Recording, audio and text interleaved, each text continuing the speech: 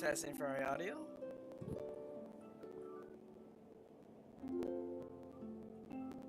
Testing for our audio. Yep, it's working.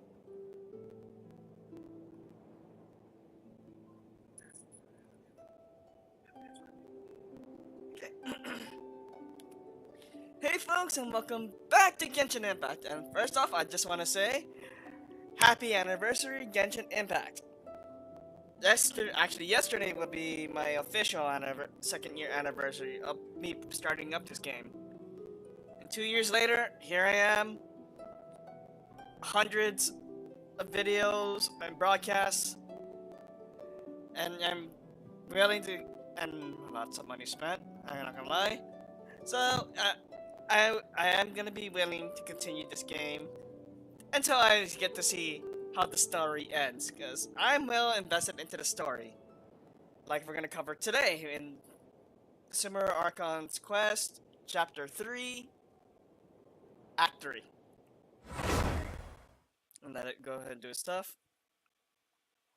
So originally, as you saw,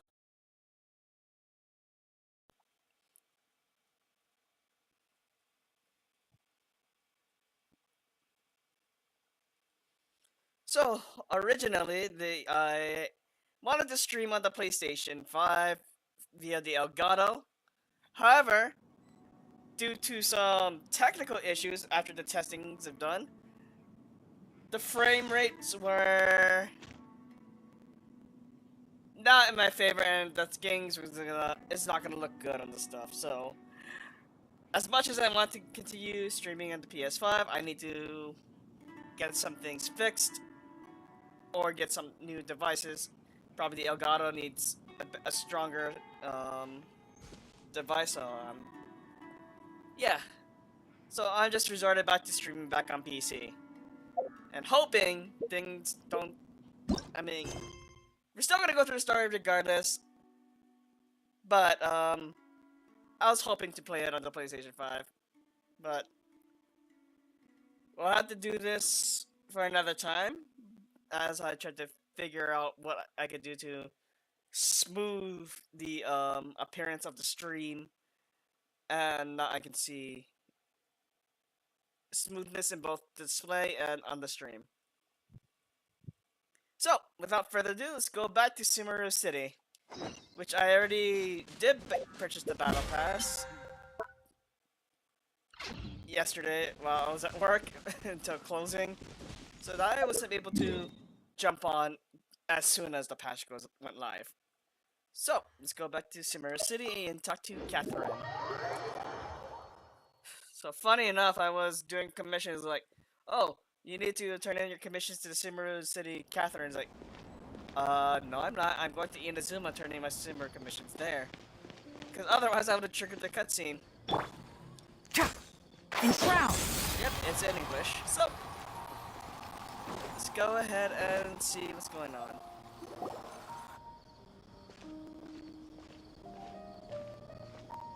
Ad Astra Avisask. We meet again, you two. Hi, Catherine. Do you have any commissions for us today? Commissions, huh? Let me think. Oh, how about this? Please attend the Academia's Academic Symposium this afternoon and recite a love poem on stage. I'm sorry, what? Wait, say what now? And if possible, please also use your camera to capture the reaction of the audience upon finishing the poem. Huh?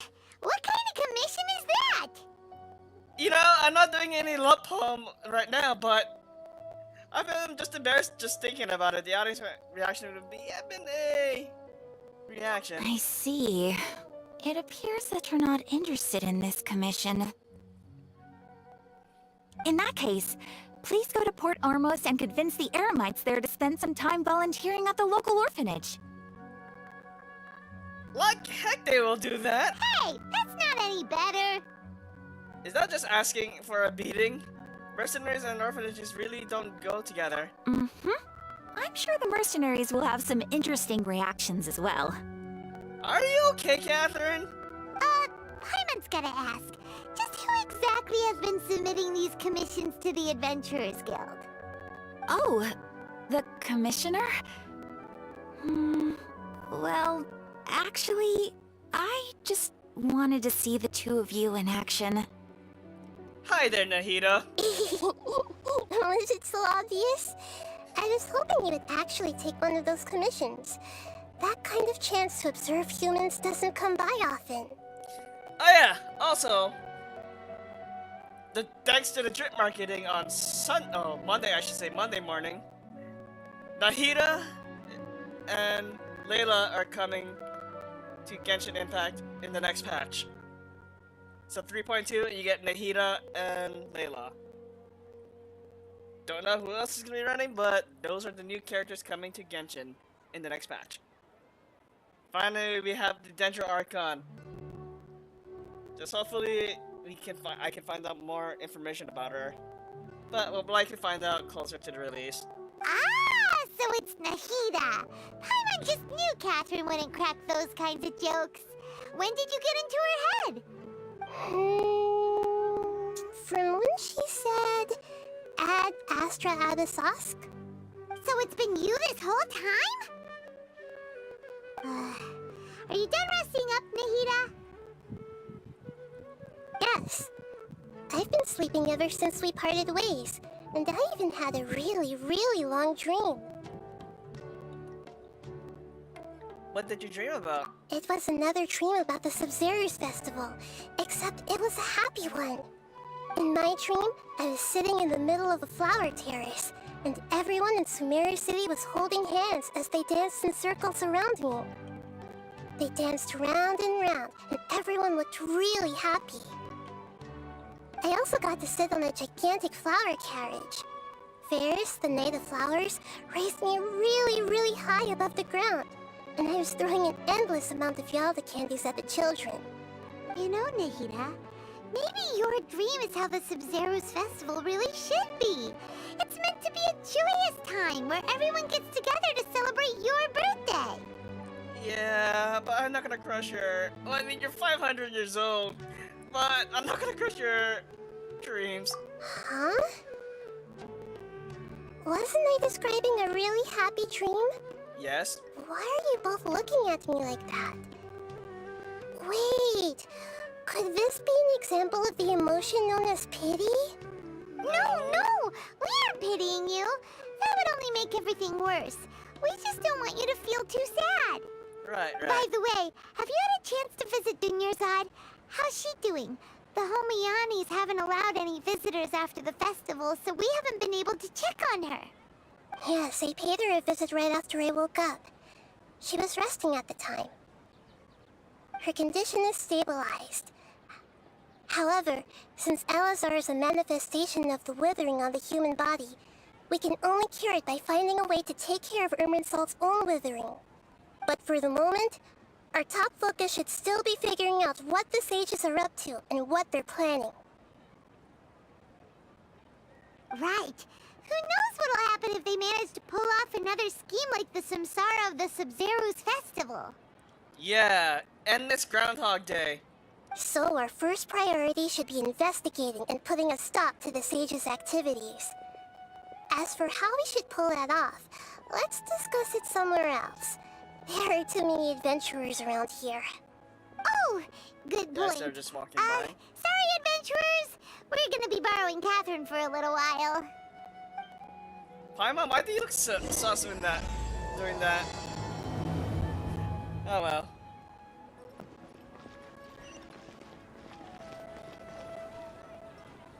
Let's continue our chat here. Okay, so do you have any ideas on how we can investigate the sages, Nahida? Actually, I've already done a little bit of work on that. But for now, I want to hear your thoughts.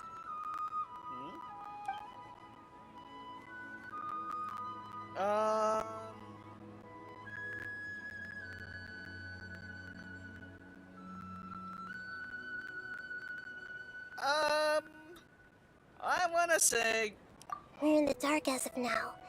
Since we still don't know anything about their goals, any rash move could tip them off and lead to terrible consequences.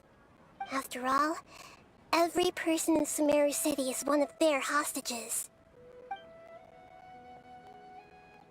I've already tried that, but all the key members of the Academia, even the core 30 guards, intentionally avoid wearing their Akasha terminals. It seems that from the very beginning, they've been guarding against info leaks from the Akasha. Of course, it could also be because they're wary of me. Have you already caught the sage's attention?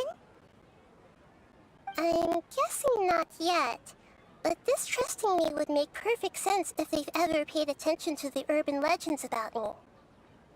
In any case, I probably can't take over their minds directly.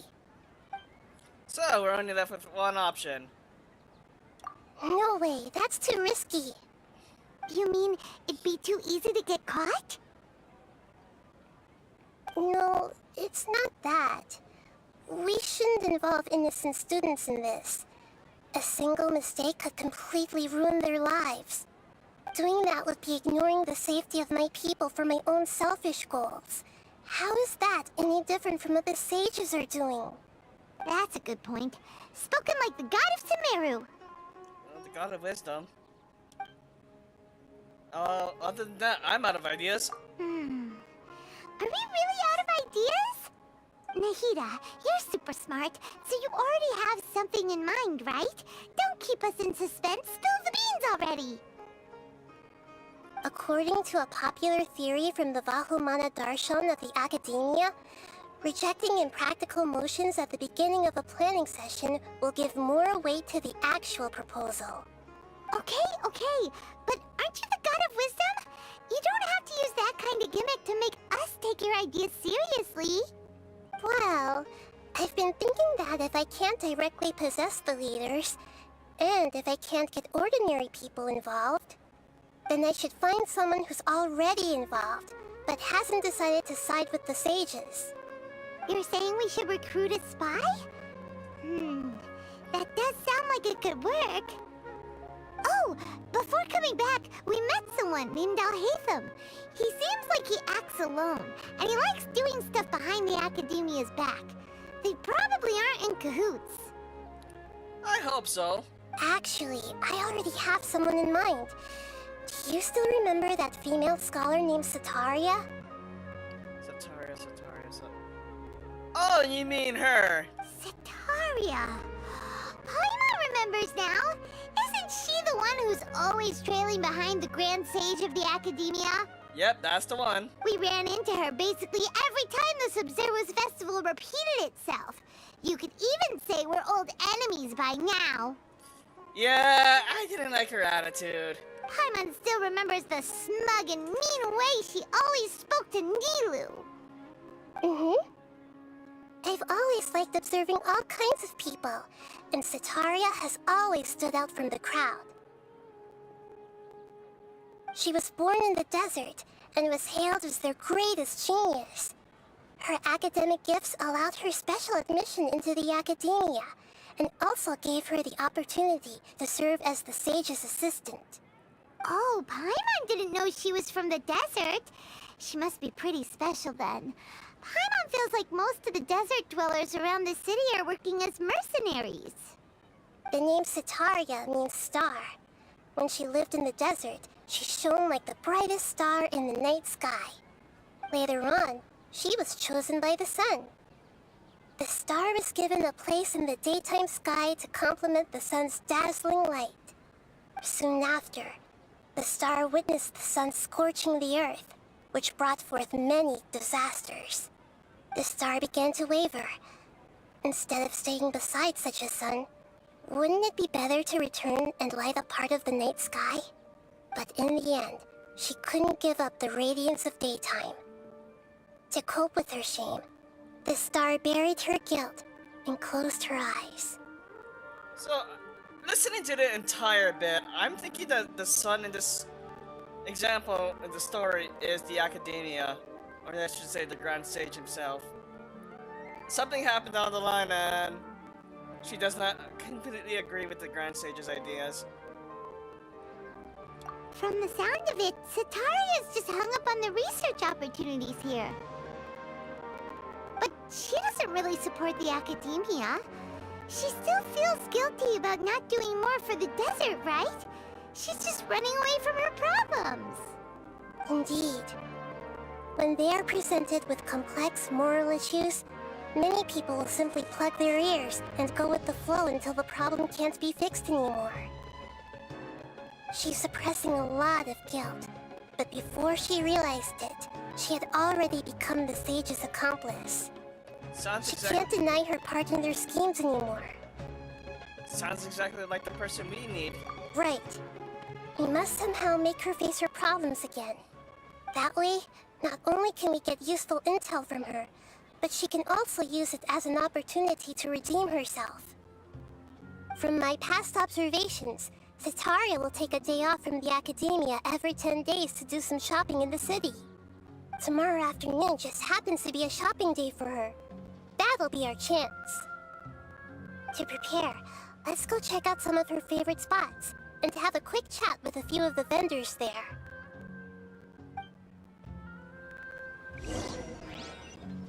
Gather. So, time to gather some intel. Keep up.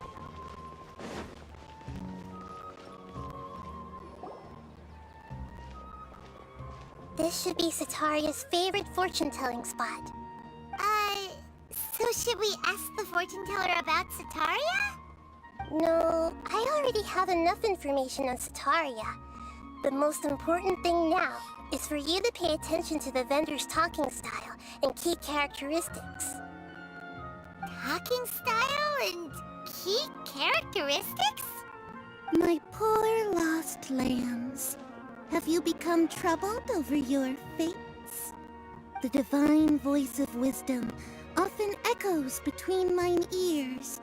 If thou be blessed today by the gods, I may be able to show you the way. Oh, this is gonna be good. Huh? Really? Nahida, you've been whispering things to her? Shh. My friend here has some doubts regarding his future. Can we get a fortune reading for him? Of course, of course. In that case...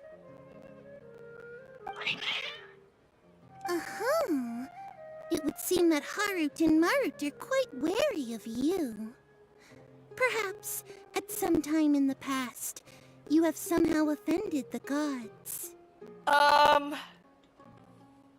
Well, Paimon, can you please explain this? I don't know what to say. Only mocking the god of Animo, questioning the lord of Geo's financial savviness, and brawling with the god of Electro. Do those count? Okay, that works. Oh, nothing. Go on, pick an aspect for her to divine. Okay, I'm curious. Love prospects? No problem at all.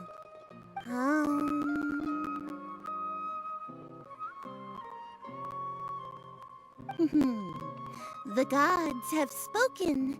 The truth shall be revealed.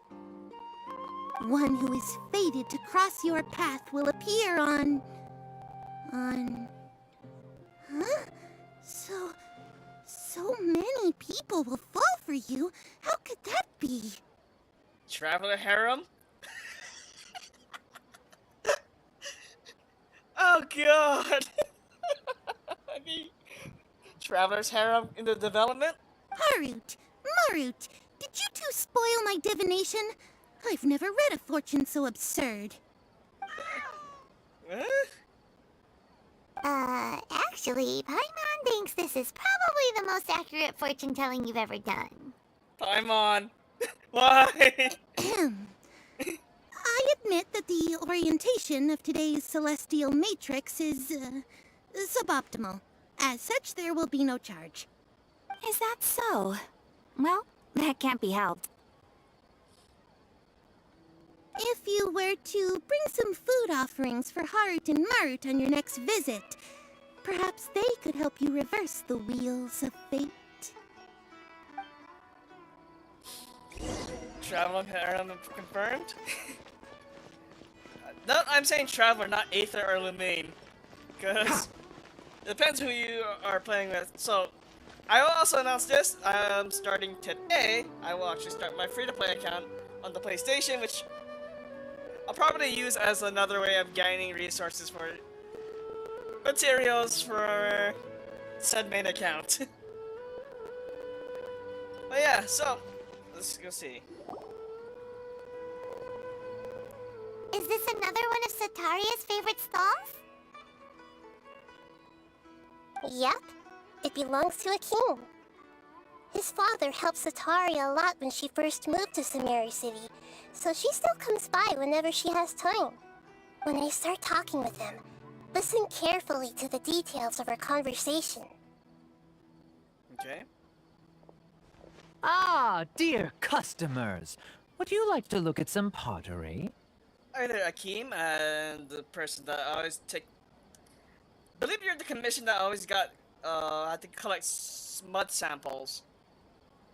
We caught wind of your great craftsmanship, so we specifically came to take a look.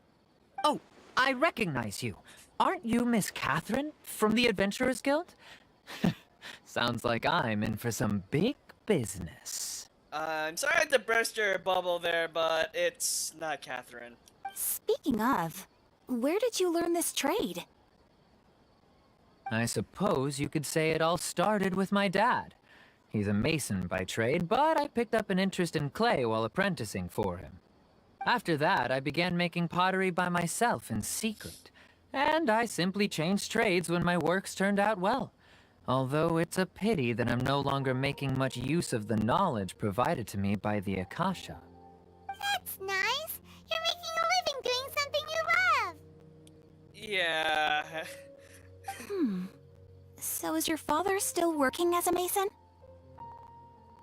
Oh no, not anymore. A few years back, he fell from a roof and broke his leg.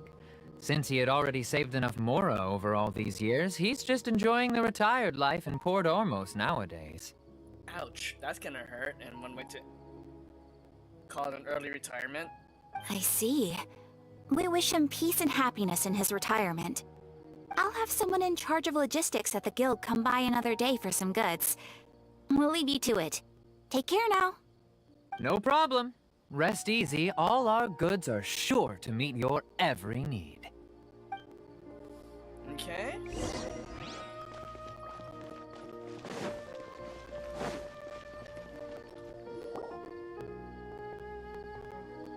This should be our final stop.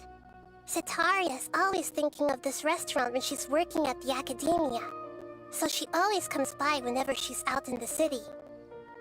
I'm assuming you all know this just by people watching.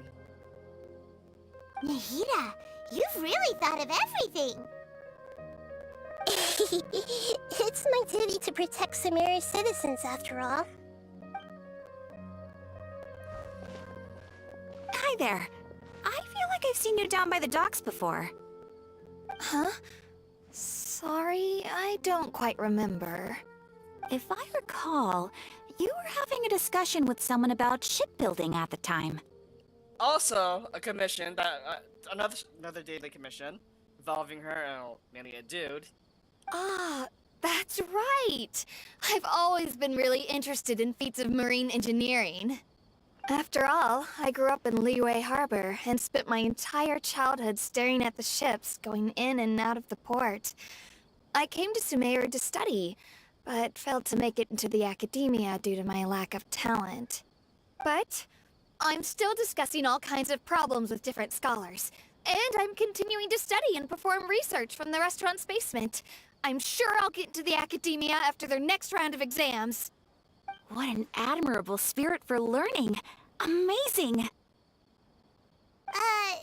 Sure, but you'll find hardworking people wherever you go. So this restaurant has a basement as well? Huh. First I've heard of it. That's right. It's not usually open to patrons. Most of the time, employees use it for breaks or to hold private events. I see. Guess that makes sense. Well, good luck with your studies, Miss Chishan. Thank you so much. As long as I can make it into the academia as an official student, I'll be happy. You sure about that? It's like, ooh, oh, okay, I got into the school. Goes into school like, what the heck happened?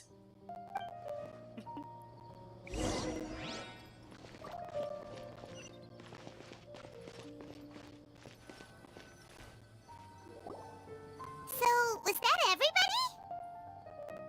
Mm-hmm. 3 familiar faces should be enough for Sataria. What's the point of all the information we've collected? Nahida, you still haven't told us how you're planning to make Sataria face her problems.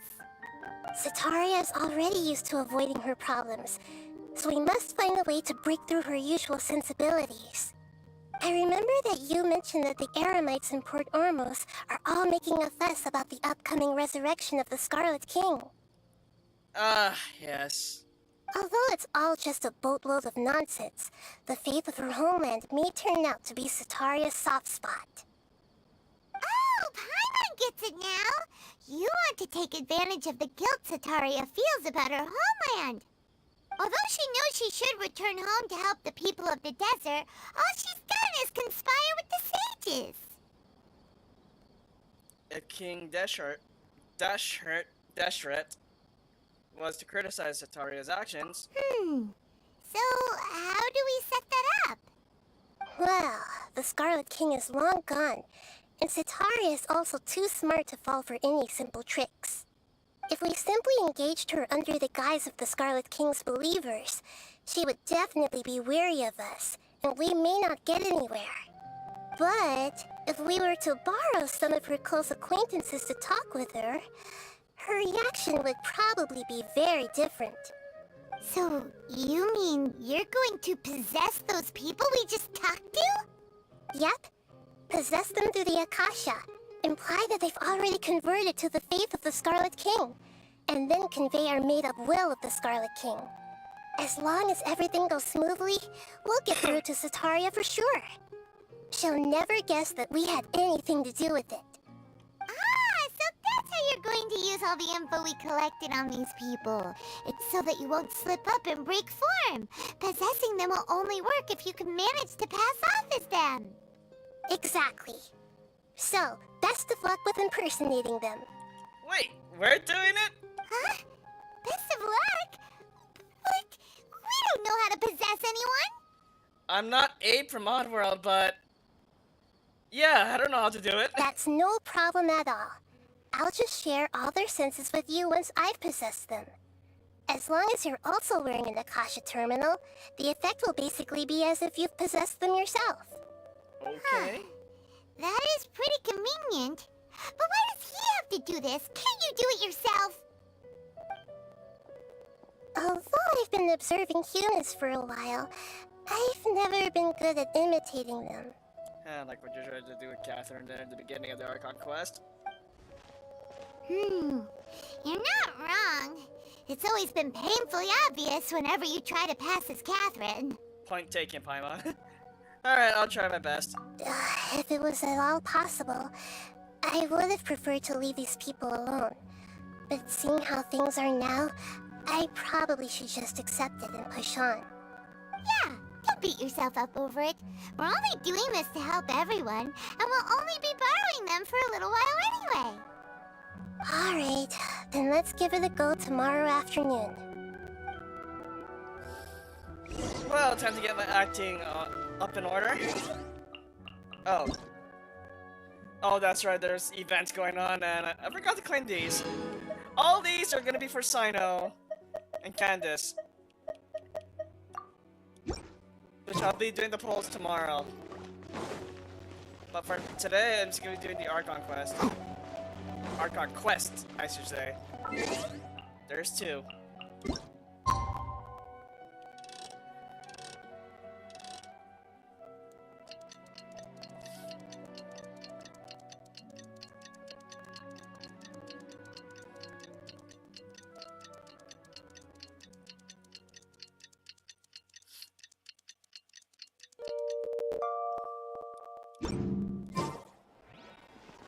Oh, to noon. If I read that first, oh well.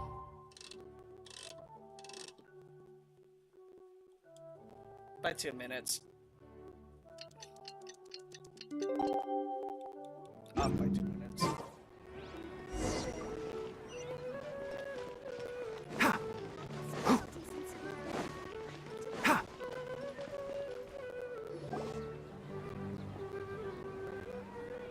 Oh, there's her target. Oh, here she comes. Satori is here. Let's quietly follow her. Once she starts talking to her acquaintances, we'll find a safe spot to begin possessing them. As for how we'll sway her to our side, I'll leave that to you. I trust you'll know what to say. Paimon's starting to feel kind of nervous. Okay, let's go. Looks like they've already started talking. Let's find a hiding spot and get started.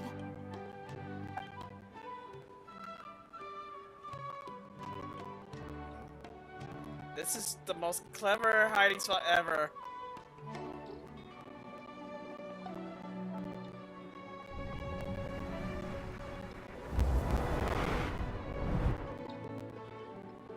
It's like, That's right. You really can't force anything when it comes to love. And besides, everyone around me has a very different background and outlook. Are you still listening to me, Nabia? Huh? Oh, Huh? of course Yeah. I'm listening. You were talking about troubles with your love life, right? I heard everything you said. Okay then. You just seemed a little distracted for a moment there. Strange. Your cats seem pretty worked up. Is something wrong? I always thought they were quiet, happy kitties. Oh, what are their names again? Oh, so you really needed to pay attention to all this, so correct answer is this. Ah, that's right. They are just little darlings, aren't they? Harut and Marut. So, which fortune do you want me to read for you today? You must have come for another echo of the divine voice of wisdom. Oh, what happened there? I'd like to get another reading on my love prospects, but to be perfectly honest with you, I feel like I've been a real mess recently. A mess? Well, could you do a reading on how long it'll take me to finish my current project at work? I really just want to get it over with. I hear you. No problem at all. The gods will reveal the truth.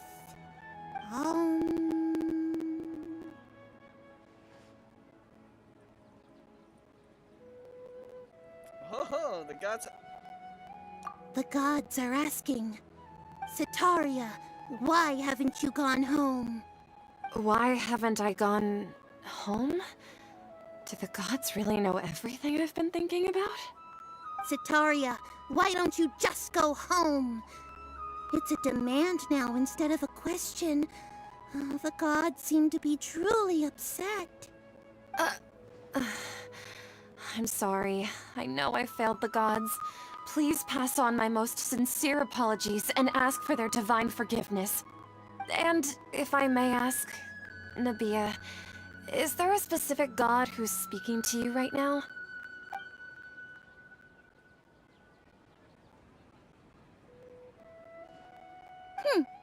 What an inconsiderate and naive question.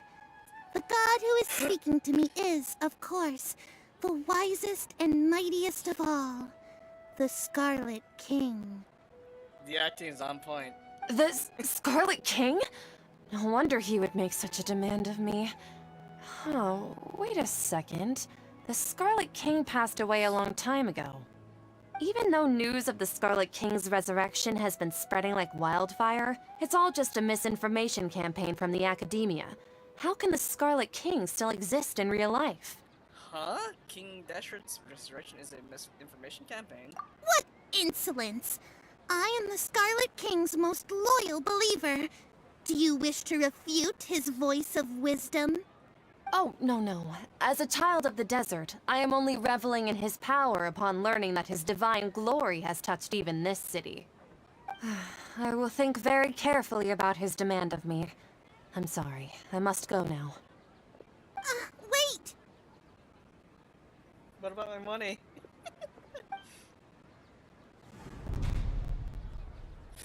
Holy cuckoo, goes. Whoa! She just ran off in a hurry. She looked pretty upset too. Well done. Sataria didn't seem to suspect anything amiss. To have something she's been trying desperately to avoid show up out of nowhere and berate her, that must have shaken her to the core. Aw, Nahida, it seems like you understand human emotions really well after all. All I know are some abstract Harvard-taught theories. And in any case, my time with you has shown a lot of them to be utterly useless. I'm still trying to make sense of everything. Anyway, enough of that. Let's hurry and catch up to Sataria. He's out of Keem's now, right on cue. Let's get ready to possess him right away!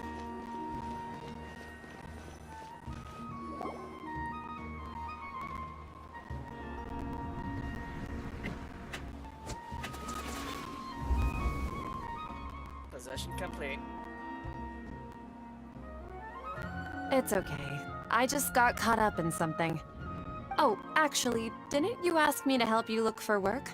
What kind of work were you looking for again? Masonry work. Oh, right. Your old man's craft. How could I forget? Speaking of, how's he doing? Is he feeling any better? Oh, shoot!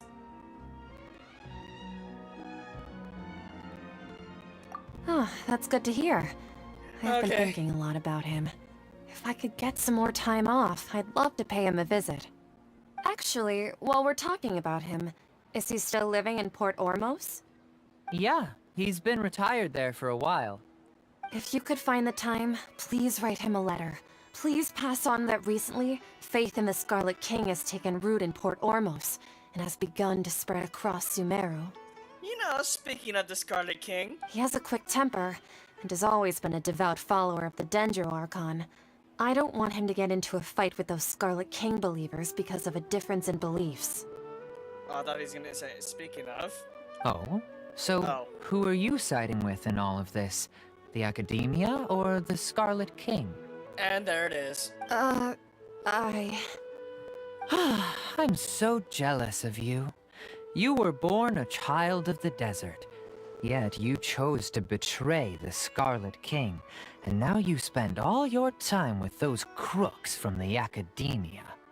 Akeem, you don't mean you've also become a believer of the Scarlet King? Damn right. What's so strange about becoming a believer of the wise Scarlet King? In fact, aren't you the strange one? The one who still can't pick a side? Can't pick a side? Me? Whoa! Paimon had no idea you'd be so good at this! Before I knew it, I really started getting into his role. You really zeroed in on the issue and put it right in front of her. It might feel a bit overwhelming for Sataria. But once everything is over, I'll be sure to pay her a visit to remind and explain everything. Anyway, let's keep going. And to the final person. Come on! Sataria's already started talking with And possess. So, Shishan, have you noticed anything weird in the city lately? Like, as if someone was trying to preach to you about something? I know she mentioned something about studying in the basement. Oh, right. Speaking of strange things, I celebrated the Sub-Zero's festival so many times that I lost count. That was really weird. Wait, how could you be aware of that? That should be impossible. Nothing in the report indicated anything like that. Are you still failing to realize that the Academia's lowly tricks could never deceive all of Sumeru's citizens? Jishan, don't tell me that you've converted to the Scarlet King as well! You know it. What an absurd question. You make it sound like I should be ashamed for becoming a believer of the Scarlet King. In reality, shouldn't you be the one who is ashamed? You, who works side by side with the Academia, and treated people as nothing more than experimental subjects? Please, please stop! Even now, Satori is still trying to run from her problems. Did I push it too hard? She can no longer justify everything to herself. Hey, she's trying to talk to the guards! What should we do? This is the most important part of all. Quick, get ready. Mercenary, you're a member of the Corps of 30, correct? Please help me pass a message to the Matra right away. The situation in the city is getting out of control. Please, try to remain calm, miss. Tell me what's happening in the city. Heretics are infiltrating the city, and they've already converted many residents to their side. Heretics? What kind of heresy are you talking about? The Scarlet King! Many people I know have suddenly started believing in him, but he's long dead. It's impossible. Miss Sataria, nothing is impossible. You know my name? The Scarlet King is immortal, and all who defy him will one day pay the price. You must face the truth, Sataria. You tread a treacherous path, and the longer you ignore it, the tighter the Academia's grasp on you will become, and the deeper you will be ensnared. Child of the Scarlet King, never forget that the desert that belongs to you lies elsewhere. What's so strange about becoming a believer of the wise Scarlet King? In fact, aren't you the strange one? The one who still can't pick a side? What an absurd question. You make it sound like I should be ashamed for becoming a believer of the Scarlet King. Sataria, why haven't you gone home?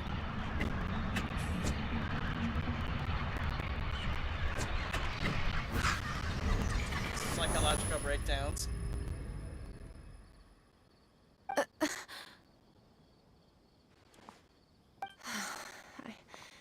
It seems that no matter where I run, I only keep finding more believers of the Scarlet King. I have to say, this is a familiar feeling.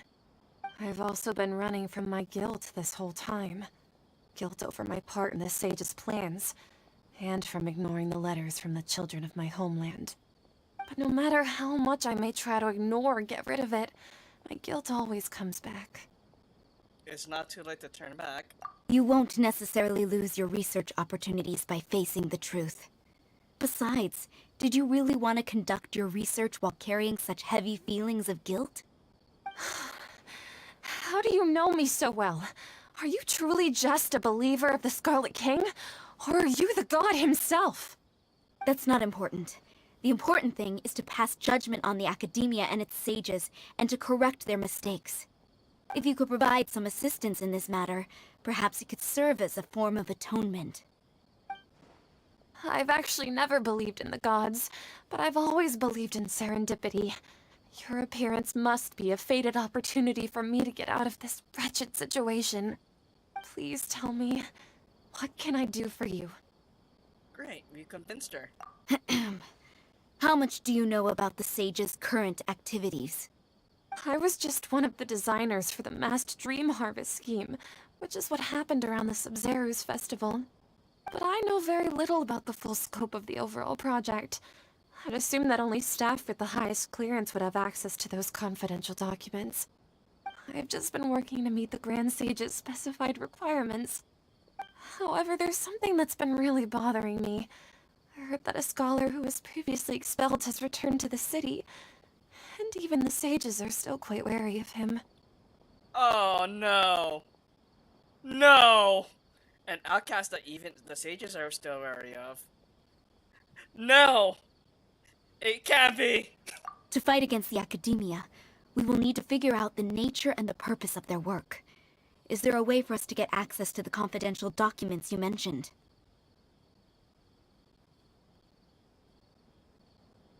It should be possible if we're willing to take some risks. After all, I'm an assistant to the Grand Sage, and I've been working on many tasks outside of the project. One thing, though, I won't be able to transfer the documents to you through the Akasha once I get my hands on them. The sages have always closely monitored all activities within the Akasha. Let me see... let's use the most primitive method. Send someone to pick up the documents tomorrow evening at the Academia entrance. The Academia entrance. Wouldn't that be too conspicuous? Right. Don't worry about that. I assure you, this won't be a trap. I'm only suggesting this location because it'll draw more scrutiny for me to leave the Academia again. It'll be safest for me to distract the guards long enough to hand you the documents. All right, I trust you. So, if I were to successfully complete this task, would it mean I've atoned for my wrongdoings? We shall see about that.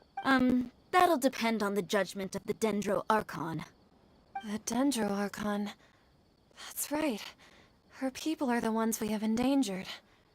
As the God of Wisdom, she's also the one responsible for judging and guiding the scholars. Maybe it's time for me to find a god to believe in.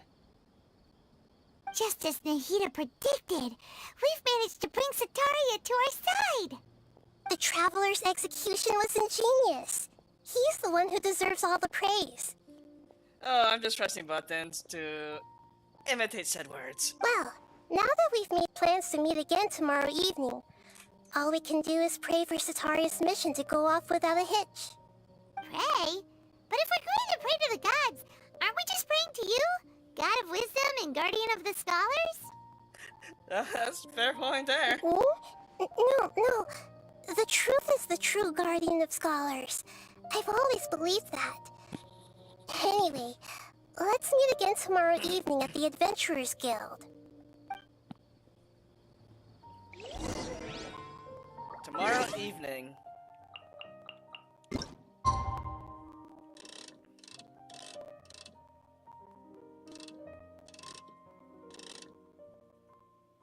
I have 5 minutes.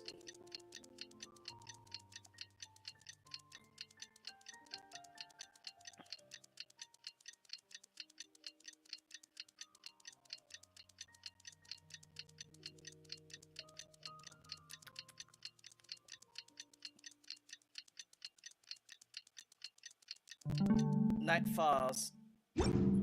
If you press a leaf between dry sheets of paper, you can make an attractive and handy bookmark. Good to know, Tainari. Good to know. Catherine, we're here! Oh, you are the other Catherine, right? That's right. I suppose I'm the other Catherine in your mind. Can't we just call her Nahida? Shh!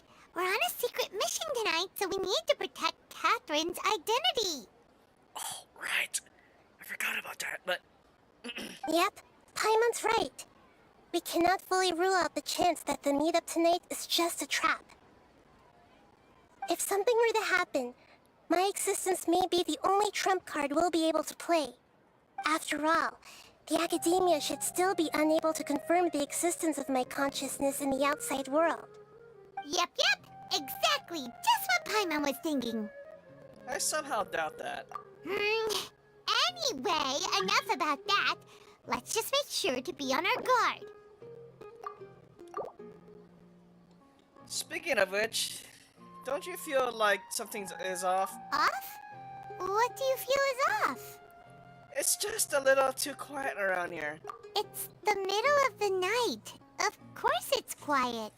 You're not getting paranoid, are you? No, I think he's right.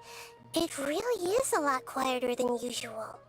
If you look around, there seems to be fewer people on the streets. I'm not sure if this is the case for the entire city, though. Huh. Maybe it's just a coincidence. Maybe Sataria figured out a way to not only distract the guards, but also to get everyone to go to sleep early, just so we can exchange the documents in peace. I also can't quite figure out why things feel a little off. But now that we're here, let's go ahead and meet her as we planned. Well, regardless, as long as you're here with us, Paimon feels a little safer. I got a bad feeling about this. Huh. There really aren't many people out right now. Let's hope it'll be this quiet in front of the Academia, and that Sataria managed to distract all the guards.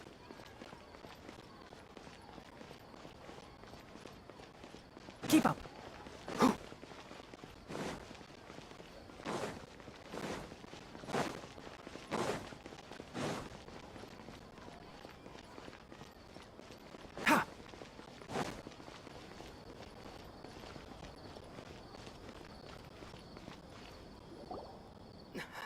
cutscene.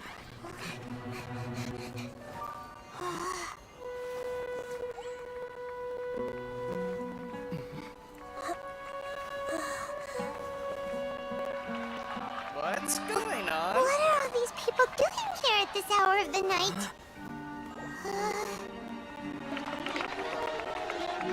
Ah, the triumphant hero returns at last. And to a rather spectacular welcome, even if I do say so myself. You're the outcast, expelled from the academia. Indeed I am. Although these days they tend to call me the Doctor.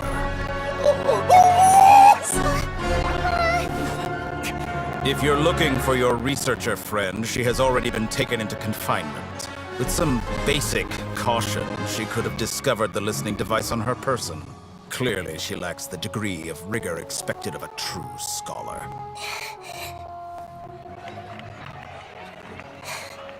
The people of Sumeru City.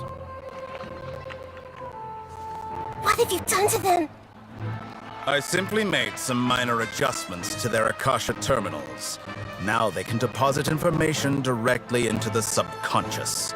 As you can see, all these lovely people now believe this traveler is a hero who has just saved the world. My experiment is a success. And now it seems they can no longer hold back their sheer adoration. Oh no, what should we do? These are all just regular people. Leave now. You need to get out of here. What? That guy's a Fatui Harbinger! We can't just leave you here! Nor can I abandon the people of Sumeru.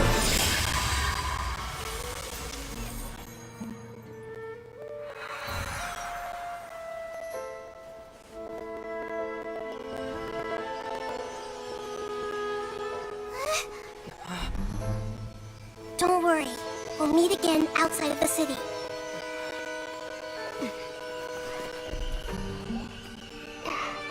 I see. You appear to have overridden their mental faculties with your own consciousness. To possess such a powerful mind, you must be the god of wisdom. Holy crap! Okay. Holy... Yeah, I'm pretty sure the mic picked up that. Holy moly!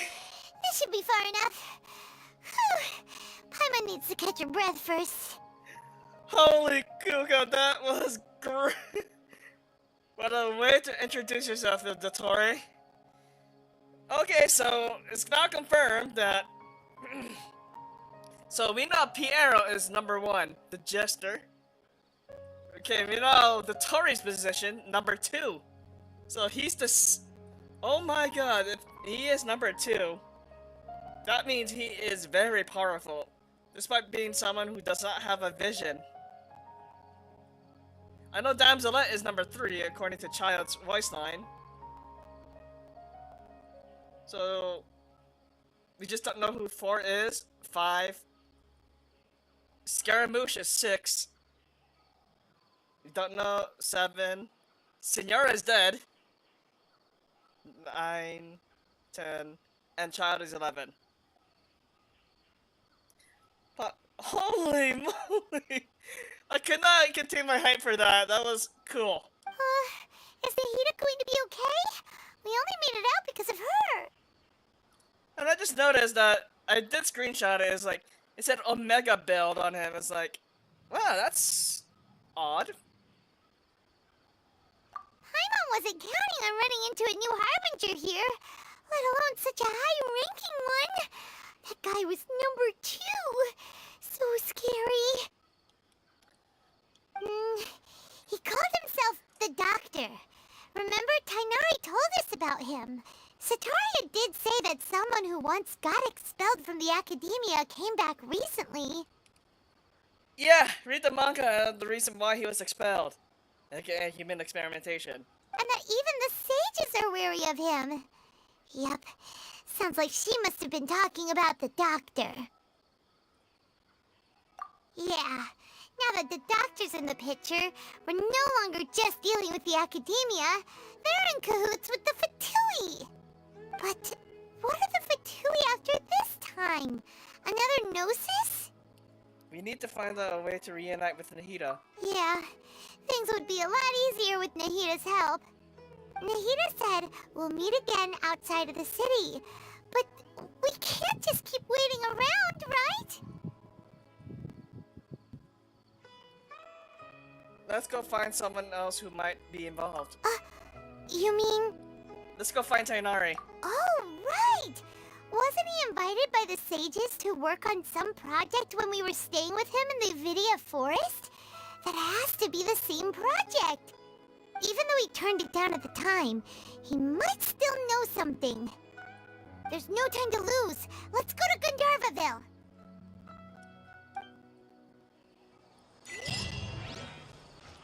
So we had our first in-game encounter of Dottore.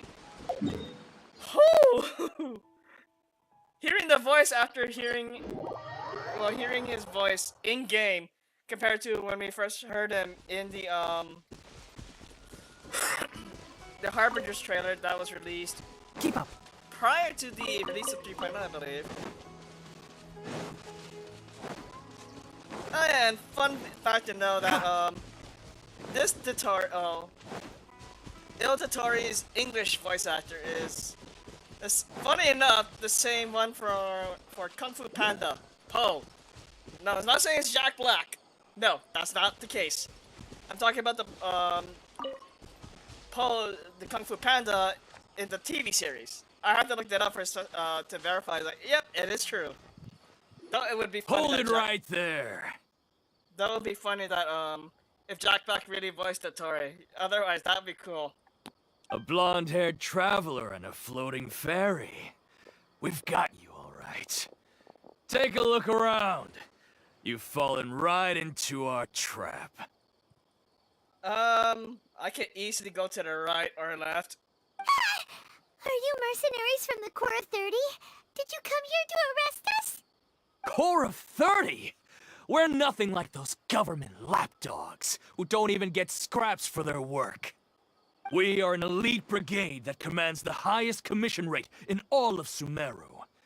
We're here on the orders of a client known only as the Outcast. The Outcast? An outcast from the academia? Sounds like the doctor. But why wouldn't the doctor just send the Fatui after us? Maybe he's taking advantage of the Academia's resources. Still wasting time on idle chit-chat. We'll shut you up soon enough. Get them! Well, you're up, traveler! well, time to do this. Following orders. Solidify! Right here. Show them. Need. See, that's close enough. Need. It isn't over yet! Here comes reinforcements! Emerge. Right now. That was pretty rough. Is that what elite mercenaries are like? It probably won't be long before we see more of them. Yeah, looks like we'll have to keep our guards up. But this doctor guy seems like a pretty tough opponent. He knew exactly where to set up an ambush. Did he predict that we would try to find Tainari? Going up against smart people is tough. Anyway, let's keep going. That statement I can agree with.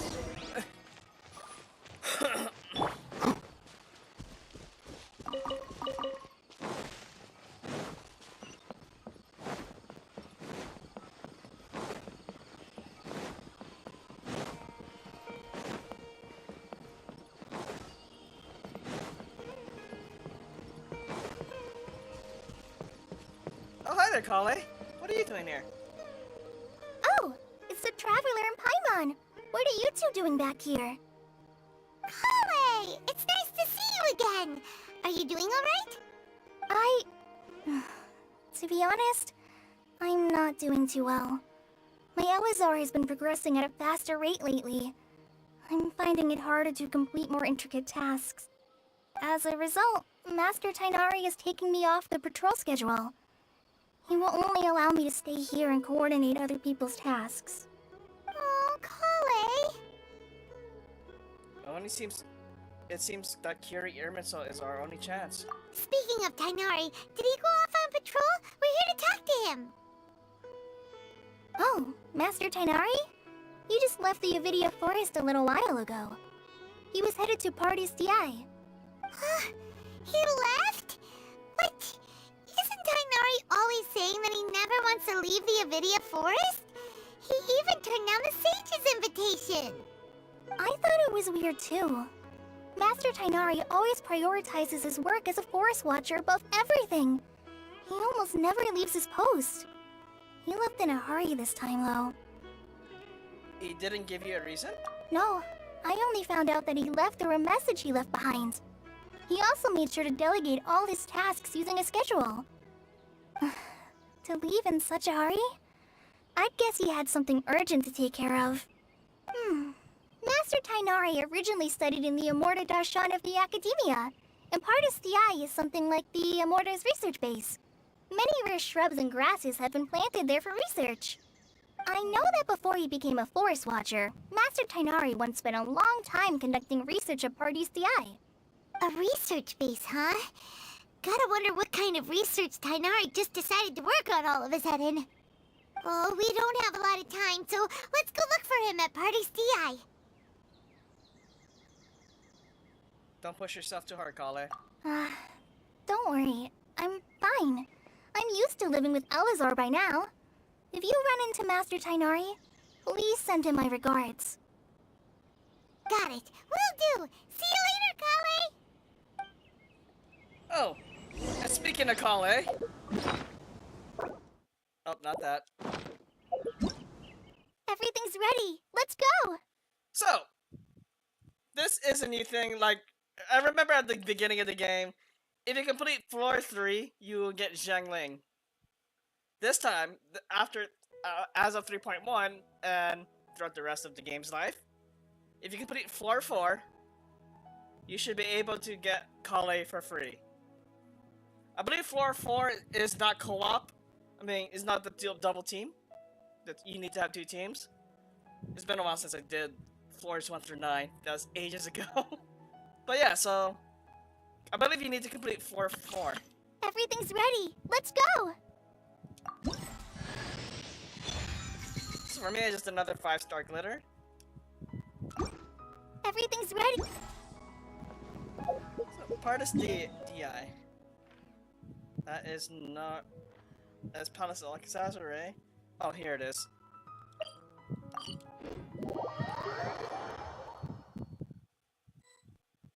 So, a free Dendro unit. Oh, hi there, Catherine. Oh, Nahida. Wait! Look who it is! Thank goodness you're okay. We were so worried about you. Hey! This was supposed to be a touching reunion, but you're ruining the moment! Well, you can't be too sure what happened. Actually, it's very smart of the Traveler to be wary of me right now.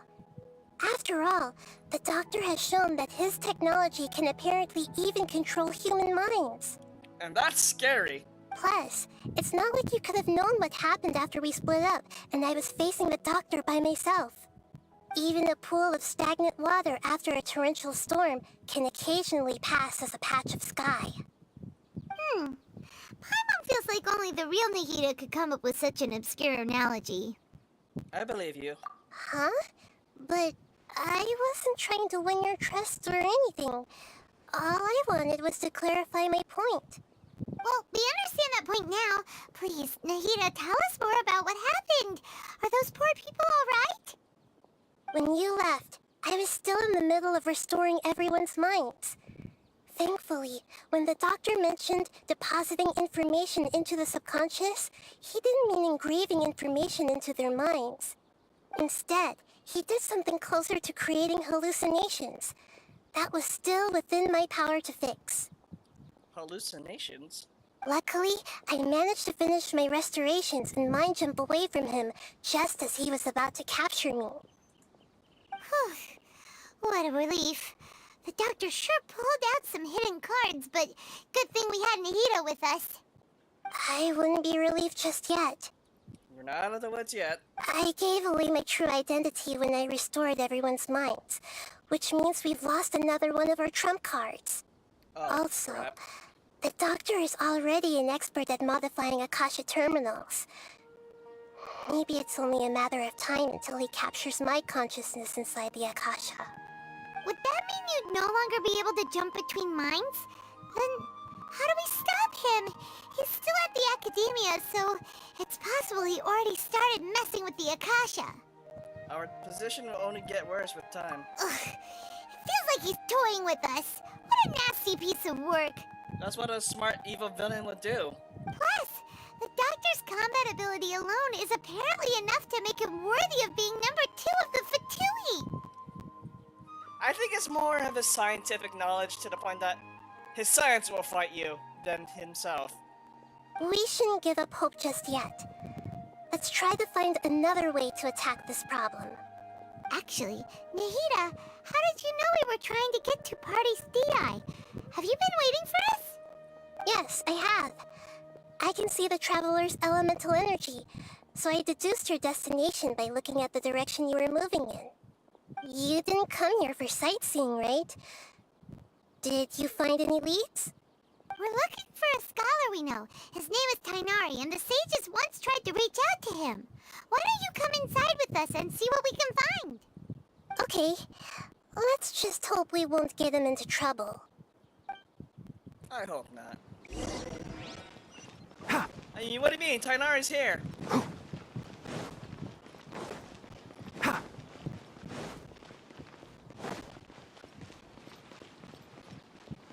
Oh! Hi there!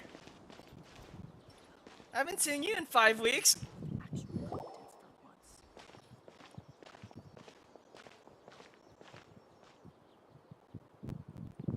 Traveler? It is you! Ah! The voice! It's Hypatia! Didn't expect you to run into. Didn't expect to run into you here. Ah, what a pleasant surprise! It's so nice to see the two of you again. Who's this? Who the heck is this? I was like, She's a scholar we met in the Avidia Forest. When we last saw each other, she was still training in the, what's it called? Satyavada life? Oh, I see. That's right, we're old friends. You've come at just the right time. Ever since I've come here, hardly anyone has even talked to me. why is that? Hypatia, you're way too excited about this. Actually, for you to leave the Avidia Forest means you're not in training anymore? Wait, no. Did you already finish your training and reach Paripurna life? What do you think? My consciousness has already managed to make contact with the divine. You did it! Congratulations! I'm really happy for you. It's so exhilarating to share this sublime joy with others at long last. When my consciousness made contact with the gods. Ah, what a supreme and unparalleled experience that was. Nahida's finding it very suspicious about this. I gotta be wary of what she's saying. That sounds incredible! We're in a hurry, so well, actually we're here for Tainari. Oh, all right. Actually, please wait. I haven't forgotten my promise to you. Remember? I promised to help you understand what you saw from Irminsul once I gained deeper insights. My current self has not only gained true insight, but I can even help you establish a direct connection to the consciousness of the divine. You can do that? Do you believe her, Nahida? I've never heard of anything like that, but if you want to give it a try, I'll do my best to protect your consciousness during the process. Hold on. I brought some spirit borneal with me. This is still a crucial part of the ceremony. I swear to God, if that knocks me out again, Hypatia, I swear to God, the Archons, that you're gonna suffer. We're using that incense again? Mm-hmm. All right now. Hold my hand. I'll help you establish a pathway to connect your consciousness. Okay. Alright. You ready? Where does ours be?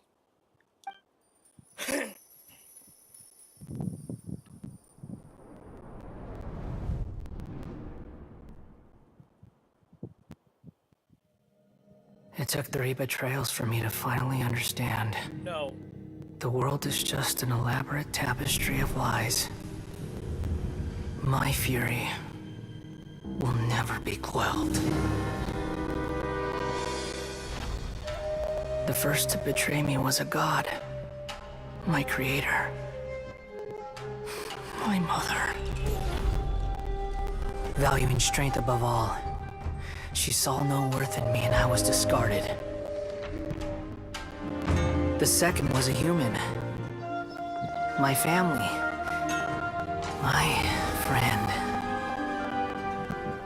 Consumed by fear, he saw me as an abomination. The third was one exactly like me. A hope for the future. A fledgling barely out of the nest.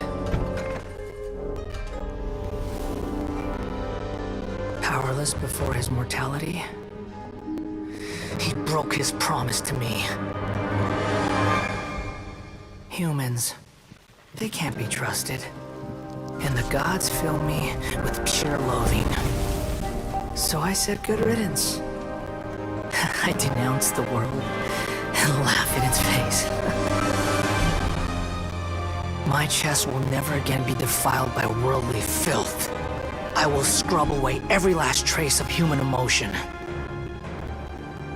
Then it will be empty, a blank slate, and ready to receive a supreme gnosis, brimming with pure divinity.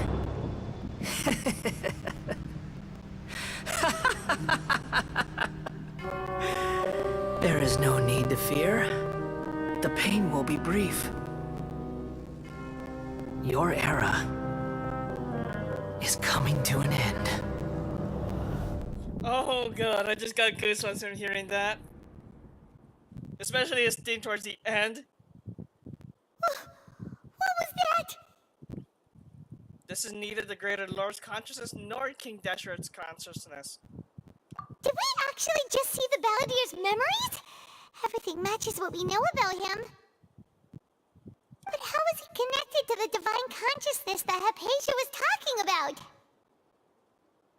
You saw it, right? You felt it, right? Such a majestic god! Such a noble will!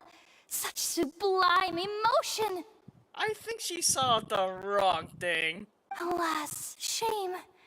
If only that which beats within my chest wasn't a filthy mortal heart. Oh, great and merciful God, please grant me forgiveness and salvation. Do you understand now? I'm afraid this is no Puripurna life, but rather... Wake up, Hypatia! You! Why are you so mean to me? Why is everyone hiding from me? I found divine wisdom. Shouldn't I receive praise and honor? Haven't I uncovered that light in the darkness? Hypatia? That's how I always thought everything should be. Wait. Have I already lost my mind? It's hard to confirm that, but yeah.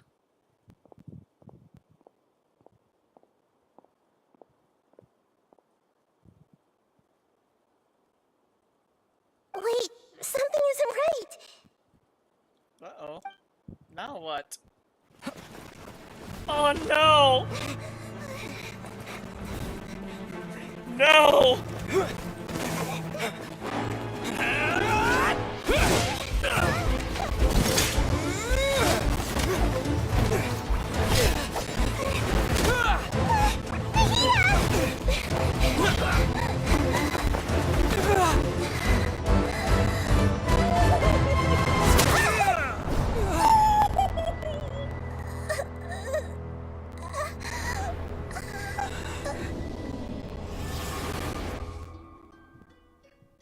someone's gonna riot about this.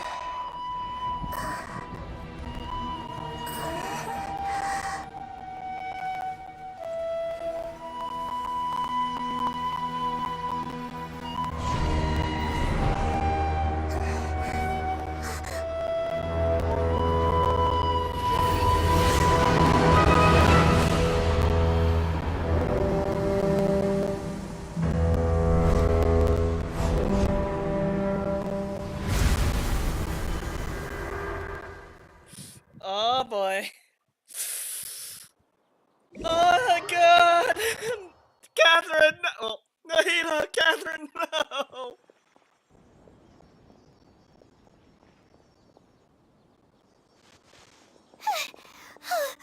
Okay, we finally lost him. Are you okay, Nahida? Wait, no. Something feels different. You're back! Oh, the Traveler's back? What just happened? Nahida was controlling your body for a while. It seemed like she jumped over to you as an emergency measure right before the Catherine puppet was destroyed.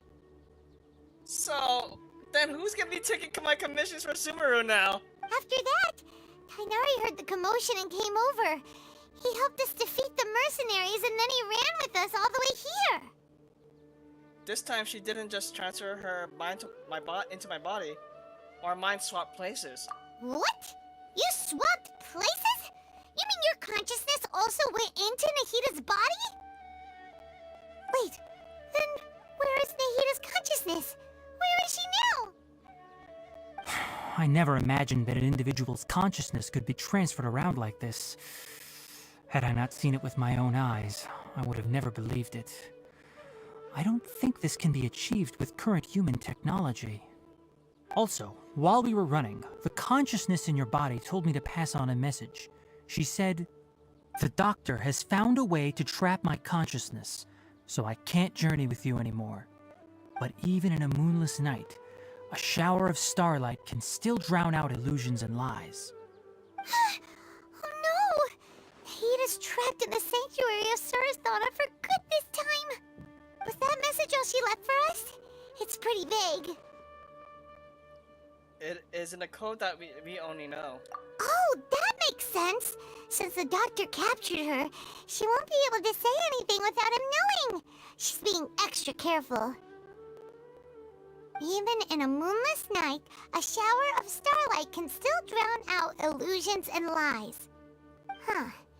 Paimon knows the moon illusions and lies are from that alchemical divination at the Sub-Zero's festival.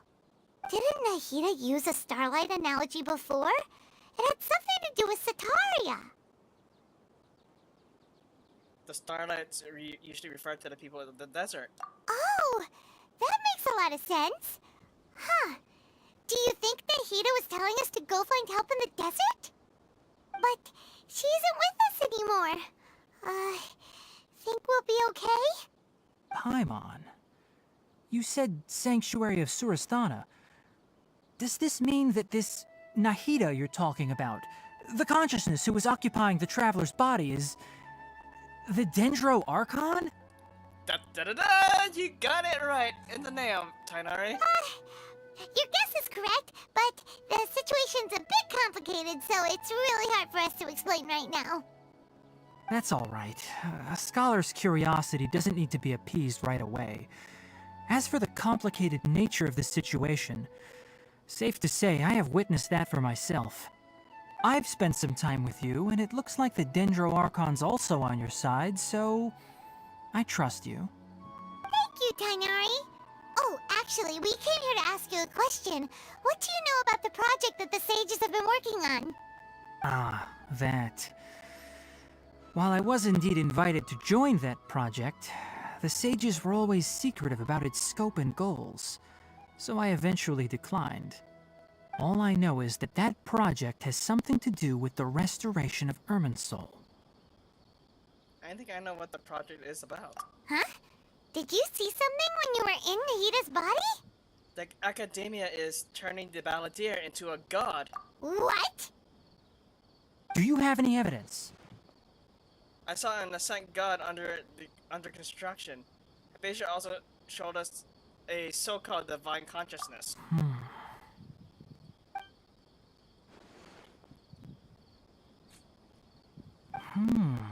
So that's what happened. That explains why Hypatia's symptoms were different from those of the other scholars who went mad. It's because she made contact with the consciousness of a new god who is still in the process of being born. Tighnari, did you leave the Avidia Forest because of Hypatia? I did. I noticed Hypatia's mental anomalies, but since her symptoms were rather atypical, I secretly took her to Pardes Dii and began searching for a way to return her to her normal self. If I didn't take action, Hypatia would have already been taken by the Matra to the desert, doomed to a life of exile at Aru village. Now that you mention it, I knew the Academia has never thought particularly highly of Lesser Lord Kusanali, but I still didn't expect them to do something as arrogant as creating a new god. Looks like I made the right decision by not accepting their invitation. The Fatui may have fanned the flames. The Doctor and the Balladeer. We have 2 Fatui Harbingers in Sumeru. Sounds like we're in for a bad time. Yeah, I can't imagine what Oh god, I just can't think of it right now. From your description, I don't think they've completed their project. There may still be room for us to intervene. But then, what is the connection between creating a new god and restoring Irminsul? Yeah, it feels like we're still nowhere close to figuring out the Sage's goals. Let's head to the desert for now. Right. We've pretty much gone over everything we need to know, so we should head out. How about you, Tighnari? What are you going to do? I'll stay here for now. I still want to try a few more things to help Hypatia. If you're planning to go into the desert, start by heading for Caravan Rabat. That'll be your fastest route. Come find me here if there's anything else I can do to help. May the spirit of wisdom go with you. Thanks, Tighnari. Hopefully Hypatia will feel better soon. We're off then. Alright! Now... Actually, I want to see something. So, I wonder what happens. I mean, with Catherine destroyed, according to Paimon, who's gonna be... Keep up! Paimon, you liar! Just kidding. Just kidding. Let's just say, for continuity's sakes, she's gone.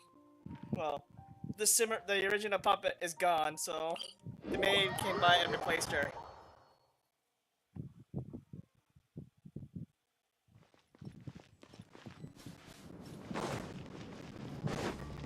Ha!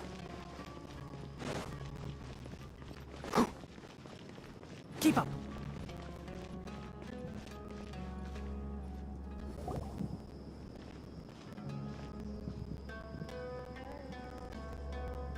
We finally made it to Caravan Rebat. It's pretty lively here. So, just past this wall is the desert, huh? Oh, wow. Paimon remembers hearing people call this the Wall of Samiel. It's made to block sandstorms from the outside. Oh, if it's this tall, it's gotta be the divine work of Greater Lord Rukkhadevata, right? Enough gawking. Come on, follow me. Huh? Hi. Where did he come from? Over here. Oh, Ethan went that way! Let's hurry up and follow him. Wonder what he's up to.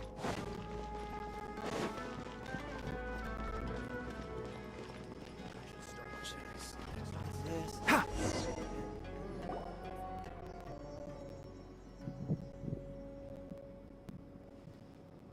Oh, we're being hunted. What the... Where did he go? How did we lose him? They were just here a second ago. More Aramite mercenaries? Who are they working for this time? Anyway, Traveler. It seems like we were being followed again. You were too careless. You should have noticed those hopeless amateurs trailing you a long time ago. Thanks, Ethan. I can't wait to pull for you in the near future. There's no need to thank me.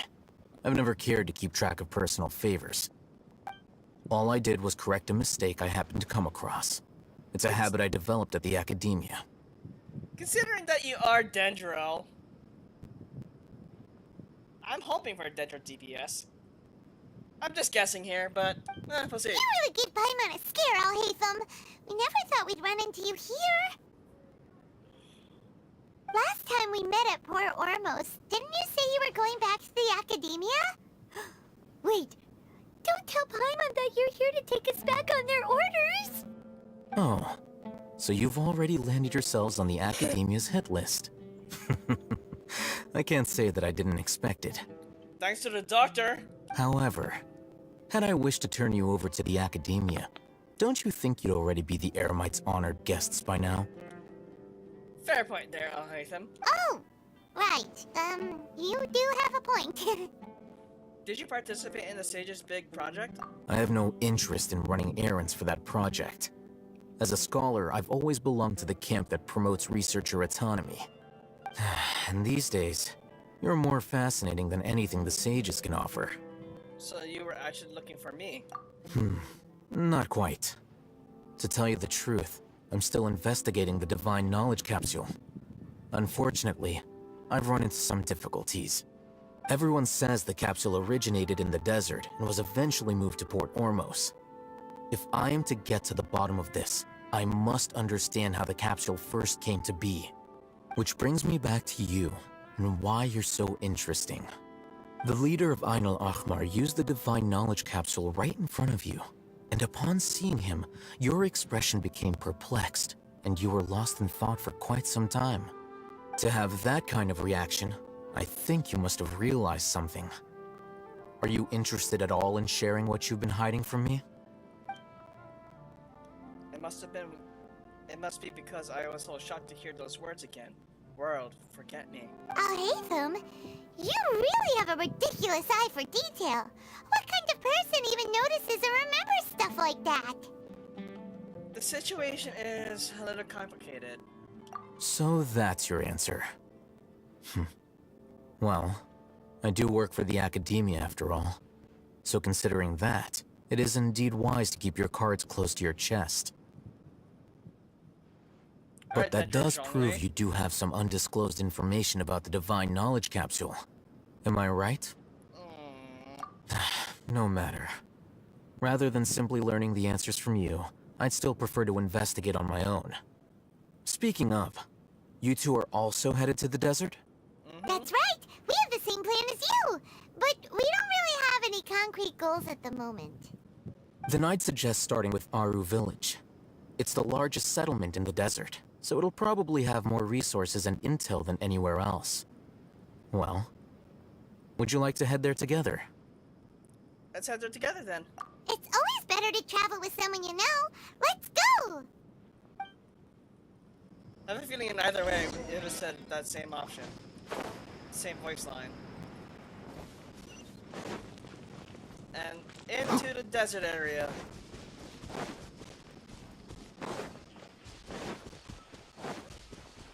Keep up.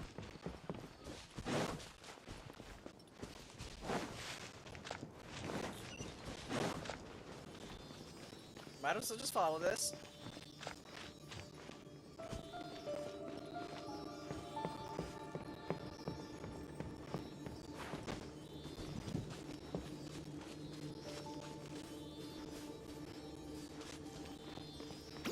One like the forest. Stabilize! Right here, right now, right here.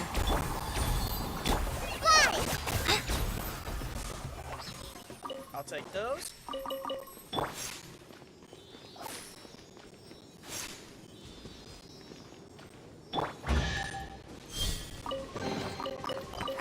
Glad there weren't any poisonous mushrooms inside.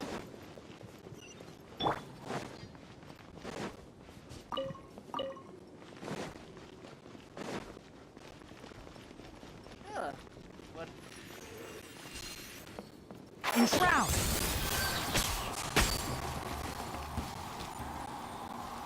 Scorpions have a lot of meat.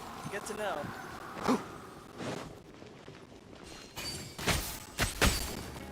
Can't see?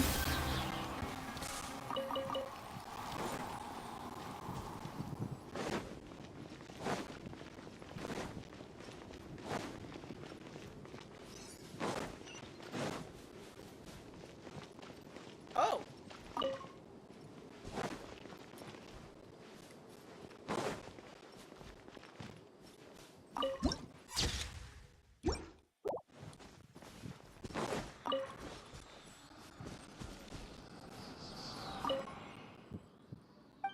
Yes, unlock the first.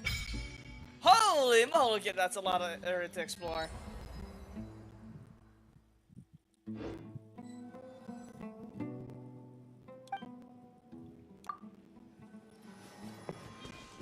Alright, and let's see.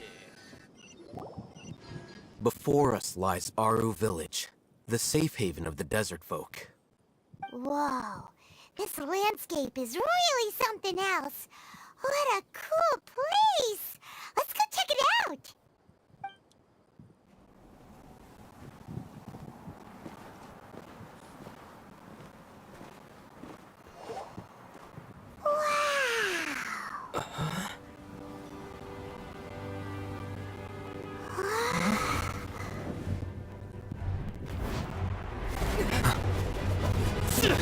Oh, hi, Cyno!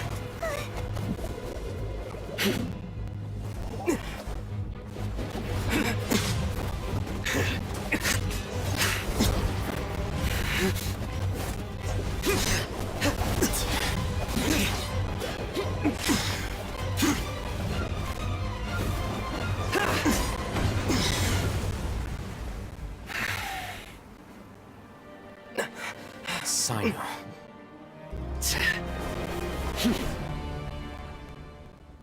Unless my memory fails me, we have barely spoken 2 words to each other before now at the Academia.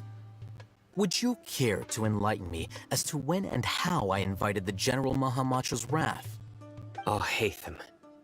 Do not think you can escape my judgment, just because you managed to escape my attack. Judgment? So that's how you'd characterize your actions here, is it? Or would elimination perhaps be a more accurate description? Had I used my full strength, not even this traveler would have been able to stop me. Though styled like an assassination, I sought only to ensure that my target would be unable to flee or resist. Standard practice for the Matra, as well you know. Seemed to me more like your own personal touch. Who is that, Alhaitham? Did you call him General Mahamatra? Yes. General Mahamatra Cyno, head of all the Matra at the Academia. He's a formidable hunter, and the ultimate nightmare for any who have committed academic crimes. You seem to have placed a lot of trust in Alhaitham, to the point of blocking an attack for him. If I were you, I'd never choose to side with him. I wouldn't believe a single word that comes out of his mouth.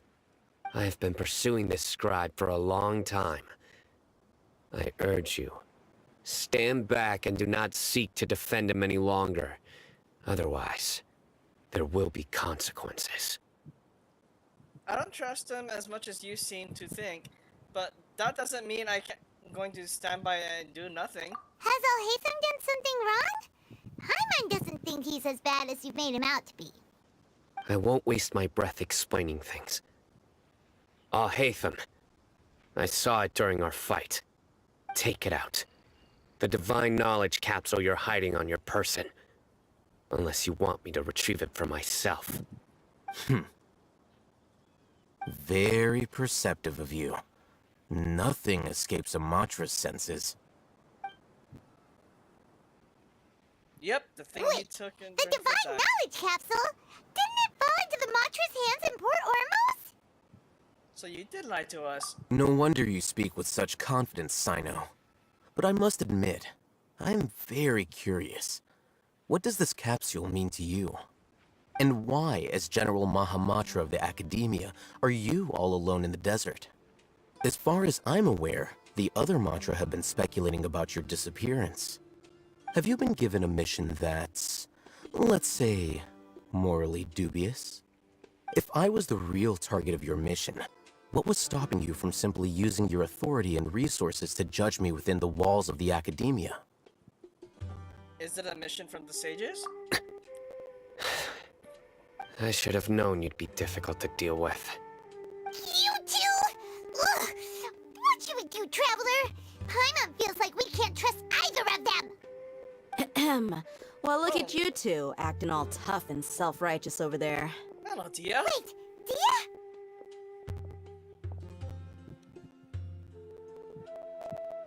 Great! Finally, someone that we can trust! Someone I'm looking forward to polling in the near future as well. You gotta help us out here. Otherwise, these two are gonna start fighting again!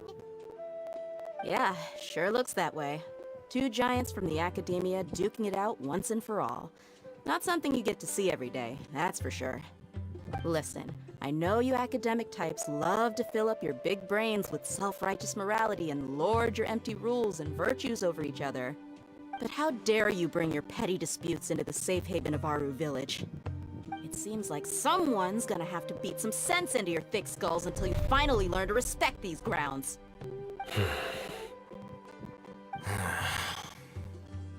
It's a three-way showdown now. Neither of them can afford to be distracted by Dia. They're looking for an opportunity to attack. Hey, did either of you hear a word I just said? Oh, this isn't good. Whoa, what's going on? The wind's so strong! Is this a sandstorm? Paimon's gonna get blown away! Another sandstorm? What's up with these recently? Hey! All of you, over here, quickly! We have to take cover! Someone's calling for us! Oh, this wind is too strong! Let's get over there! That sounded like Candace. Come on, you two. Jeez, are all of you academia folks such hard work? Move it! All right, stop yelling. Oh, that got their attention. Let's get out of this sandstorm. Or else Paimon flies away. I lose my emergency food.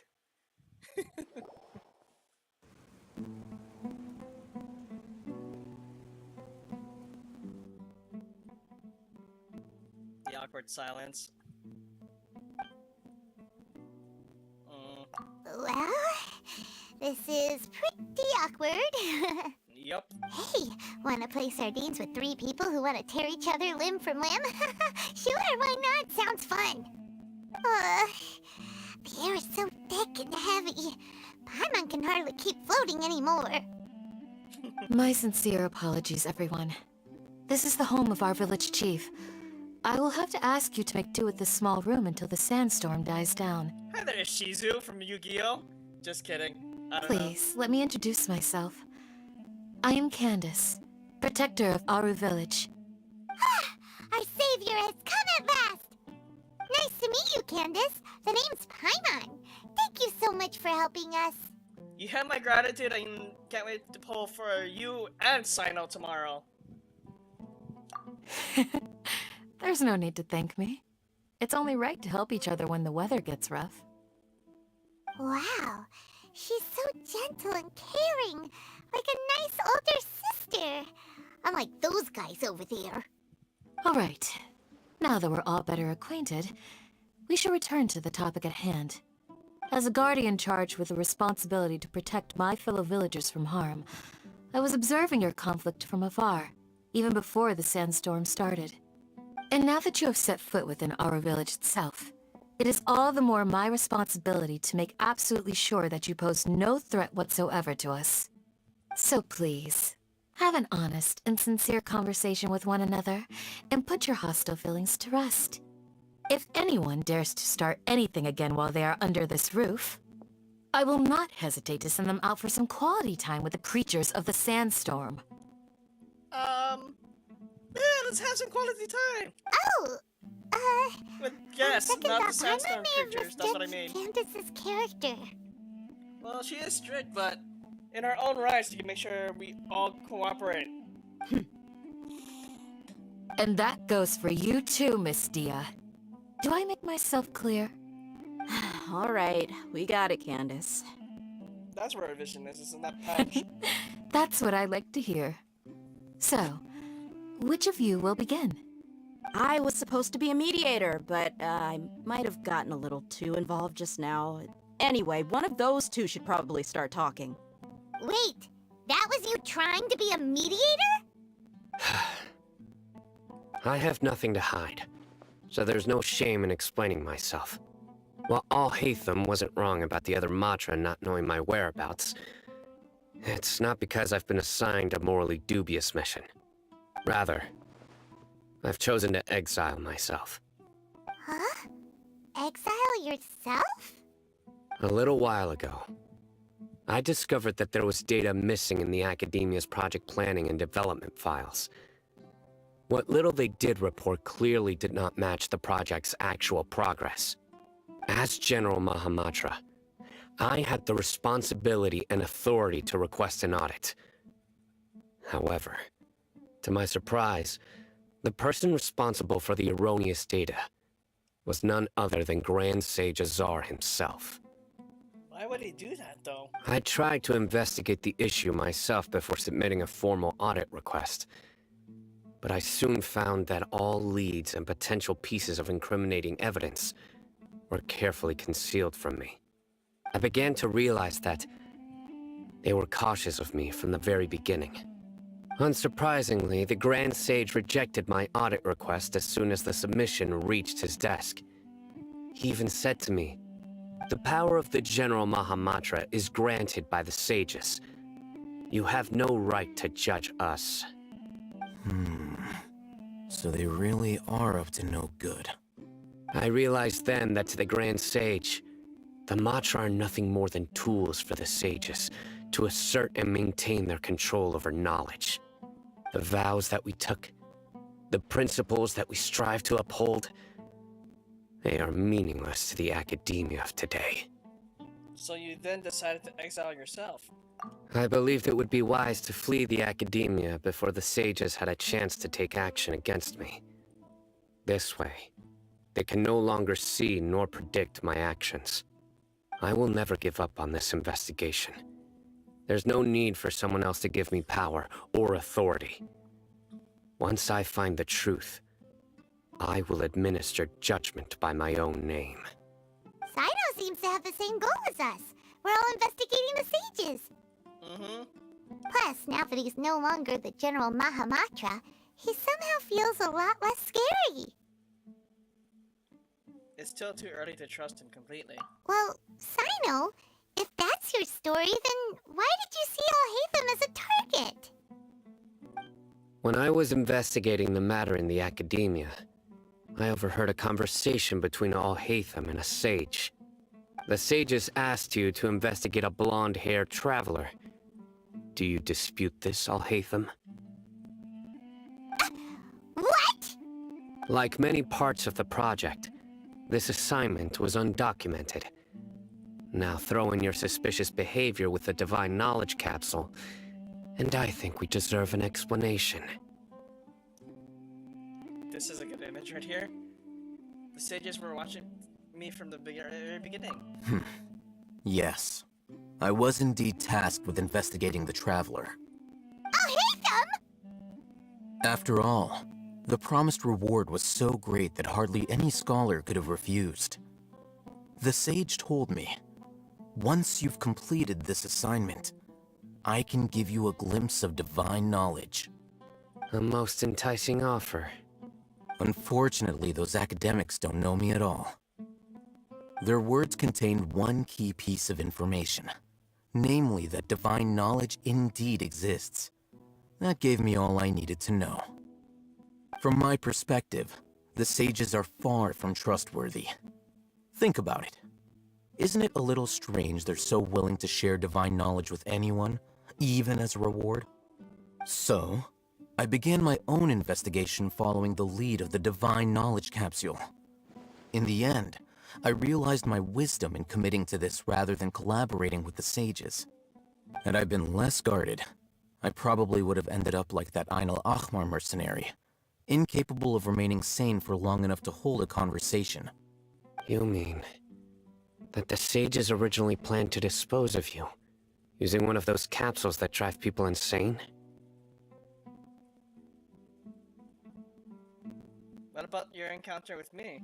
Did you join forces with me just so you can investigate me? I'd already given up on the assignment by then. I only told the Academia I was waiting in Port Ormos for you to appear so they wouldn't suspect anything. So it came as quite a surprise when I encountered my erstwhile target while investigating the Divine Knowledge Capsule. Criminals do love to talk about coincidences. Even though I ran into the Traveler by chance, I had no intention of providing assistance to the Academia. Also, you should remember, you were the ones who decided to follow me and strike up a conversation after I left that tavern. Now that you mention it, things did go like that. That's true. Alhaitham helped us out at Caravan Rebot as well. Maybe he's telling the truth. I'm willing to apologize, if that's worth anything to you. I took the Divine Knowledge Capsule behind your back because I judged its existence to be a significant risk. I felt that it would be best for no one to interact with it before it had been properly studied. After all, curiosity often proves to be the most dangerous thing in this land. Curiosity killed the cat. You should be well aware, Scribe Alhaitham, that curiosity can also lead you to danger and suspicion. Answer me this. Did the sages share any information about their project with you? Have I not made myself clear? You and I are both distrusted by the Academia. Do you really think they would tell me anything? Fine. Although you haven't completely proven your innocence, I won't regard you as an enemy, for now. As you wish. Good.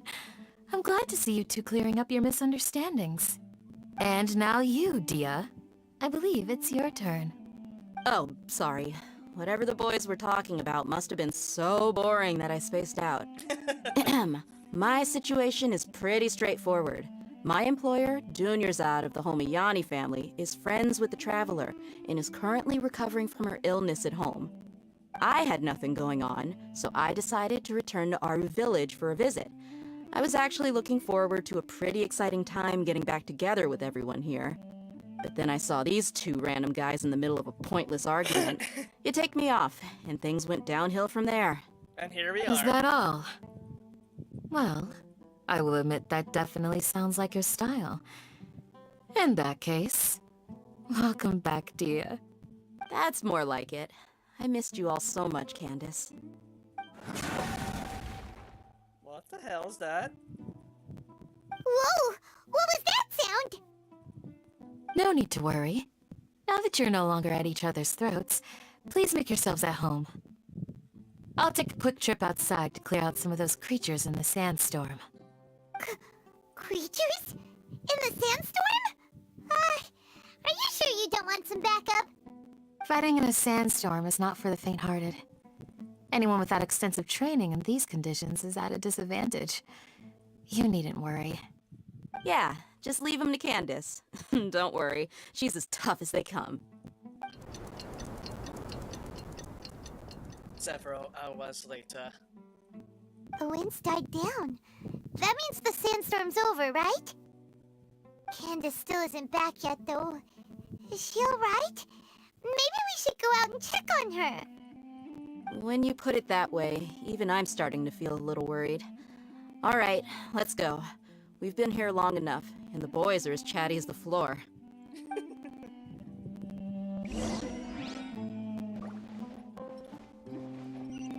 Oh, there's the exit.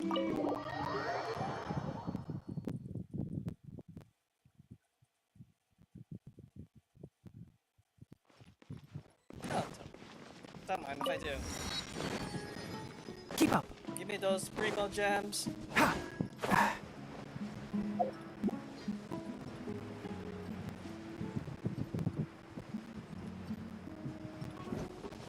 Keep up. Oh, Candace, you're still fighting? You've been out here dealing with these creatures the entire time? Yes. They just keep coming in waves. I've lost count of how many I've defeated. Before I realized it, even the sandstorm had stopped. Her stamina is also something else. Here comes another wave! Leave this round to us. I got interrupted earlier, but now I have something to take my anger out on. Dia trial? It's been quite a while since I've seen the Flame Mane in action. I'll leave these to you then. I'll be sure to put on a good show. Let's go! Dia trial? Aww. Right now, right here. Copium. Enshroud!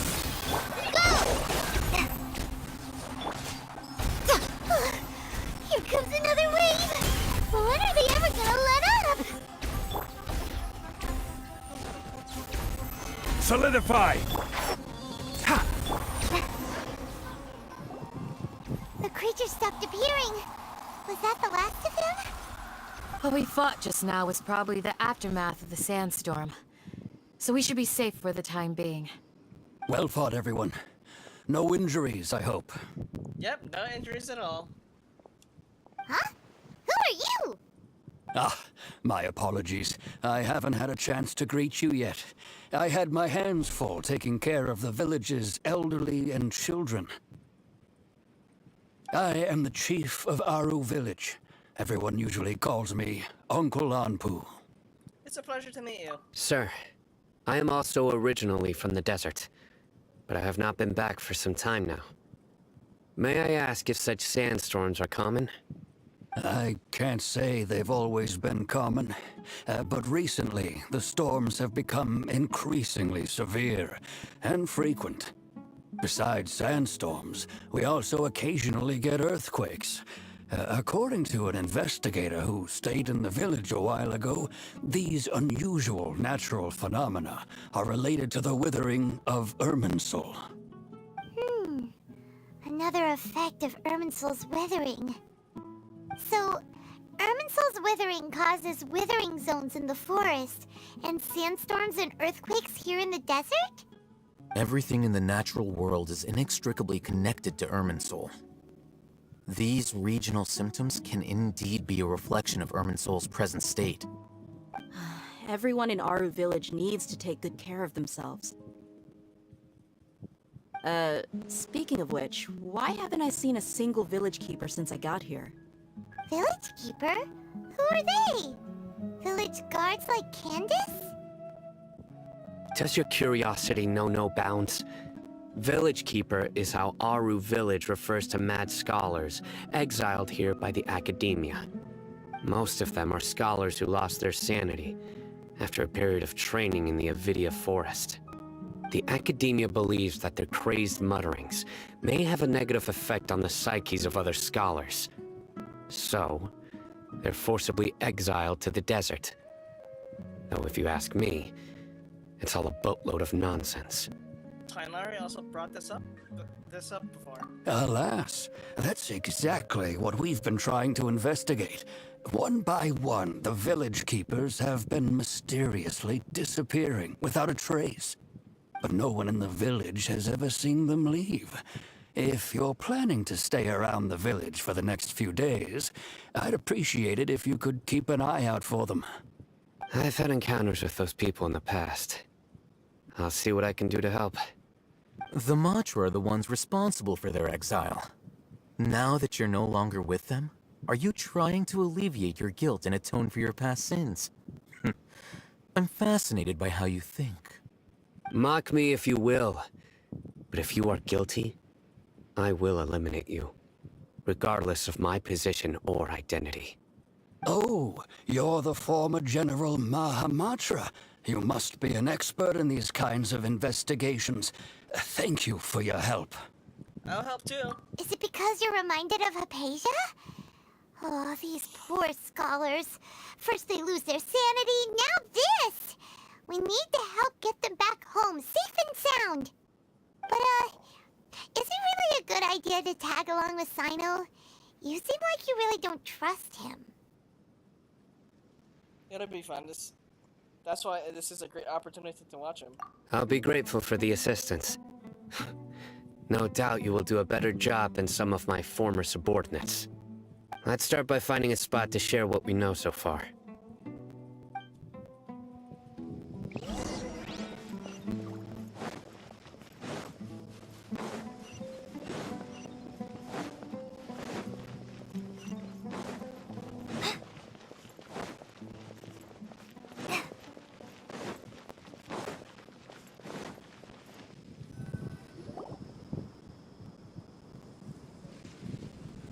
Although I've sent myself into exile, I'm still doing essentially the same things as before. Do you still have any questions for me before we start our investigation?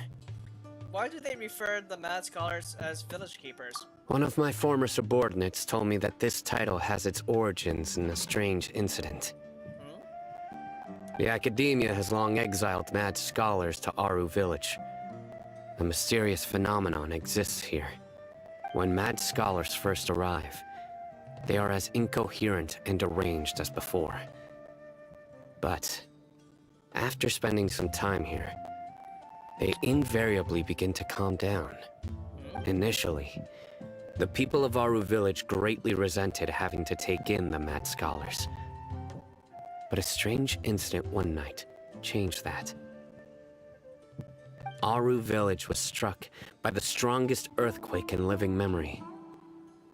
Seeing buildings on the verge of collapse all around him, the then chief of the village was preparing to take everyone to safety. Suddenly, he noticed a mad scholar crouching in a corner, caressing the ground with his hands. A soft, green light radiated from him, like a divine glow against the backdrop of night. Despite the powerful tremors that ripped through the ground that night, all the houses remained upright, almost as if they had grown roots reaching deep into the ground.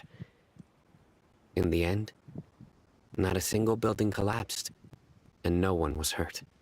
After that, the people of Aru Village treated the mad scholars with greater kindness, and began to refer to them as the village keepers. A soft green light? A mad scholar protecting Aru Village? What do you make of it, Traveler? It must have been Nahida's power. Paimon thinks so too. Actually, Cyno, do you know if any of the mad scholars continued to wear their Akasha terminals at Aru Village? In theory, they would continue wearing them so the Academia could still monitor their activities. With that said, the main Akasha system would no longer have any interaction with them. Oh, no wonder! Everything makes sense then! Add in the fact that they calmed down, it was probably Nahida who calmed them. If you are able to draw a conclusion from this one story alone, then it appears you possess much more information than I do. I did have a So, snippet. what do you make of the story? The mad scholar's power likely came from Lesser Lord Kusanali. Really? Lesser Lord Kusanali. What? You don't believe us? Lesser Lord Kusanali was definitely using the Akasha to give her power to the mad scholars! No, it's not so much that I don't believe you. I'm just struck by your reasoning. Lesser Lord Kusanali, the current Dendro Archon, is she really active in Sumeru? The Academia has always placed far greater importance on the late Greater Lord Rukkhadevata. They've more or less ignored Lesser Lord Kusanali, and I've never had any reason to doubt their views. In addition, I've never heard any stories about Lesser Lord Kusanali and her deeds. To me, she might as well have been a god that never existed. No way! Nahida definitely exists! She's a... how should Paimon put it? She's a good Archon who's kind and wise, even if she says weird stuff sometimes. She also saved me once, not long ago. I've spent many years interrogating criminals, so I can easily tell when someone is lying. Good! Then you should know that we're telling the truth! That look in your eyes. I've never seen that from a liar. You two really must have met Lesser Lord Kusanali. Uh-huh. How can this be? To think, our Archon has been amongst us this entire time. As long as you're not being sus about it. Alright, now it's our turn to put our skills to good use for this investigation. You betcha. But easier said than done, especially since we don't have any leads. Maybe we can start by knocking on some doors. Excuse me, are you here to help me find my grandpa? Who are you? Huh? Who are you? By the sounds of it, a resident of this village. My name is Isak. You'll help me find my grandpa, right? Is your grandpa a mad scholar? Hey, don't say that. Grandpa is just Grandpa. Why do you have to call him that? It's not like he's a bad person or anything. The person you're referring to is not a local, yet you are. Why do you call him Grandpa? Grandpa is just Grandpa. He's my family. I heard everything you said to the village chief. Please, you gotta take me with you. I wanna find my grandpa. I swear I'll help. I won't be a nuisance. Ah, so you're the one who was eavesdropping on us around the village chief's house. I was planning to go out and take care of whoever it was, but I had a vague feeling that they didn't harbor any ill intent. Whoa. Haven wasn't kidding about Matra having sharp senses. Cyno, he's just a kid. All he wants is to find his grandpa. Let's find a way to help him. Sorry. I was only listening in because I wanted to know where Grandpa went. Honest. If you don't believe me, you can ask Miss Candace. Please help him, Cyno. All right. But first, let's confirm the facts with Candace. Okay.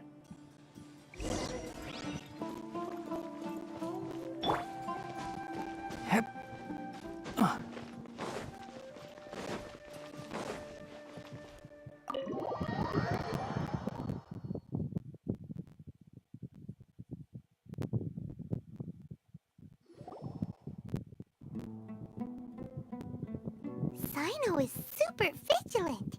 Is this what all the Matra are like? Ah, you're back already. We just wanted to confirm something with you. Do you know a boy by the name of Isak? I had a feeling he'd go looking for you. Huh? You knew this would happen? Yes. Although he tried his best to stay hidden, I still noticed him eavesdropping outside the window. He really wants to get his grandfather back. Isak's parents were both Eremite mercenaries who rarely returned to the village after finding employment in the city. He was raised by his grandfather. Unfortunately, it was only a few years before his grandpa passed away. Isak was still very young at the time, so various families in the village took turns caring for him so he could survive. Later, an elderly mad scholar arrived at the village. Isak thought the scholar bore a striking resemblance to his grandfather, and thus often spied on the man. However, the scholar was unkempt in appearance and incoherent in speech. Although Isak referred to the man as his grandpa, he was afraid and didn't dare to approach him.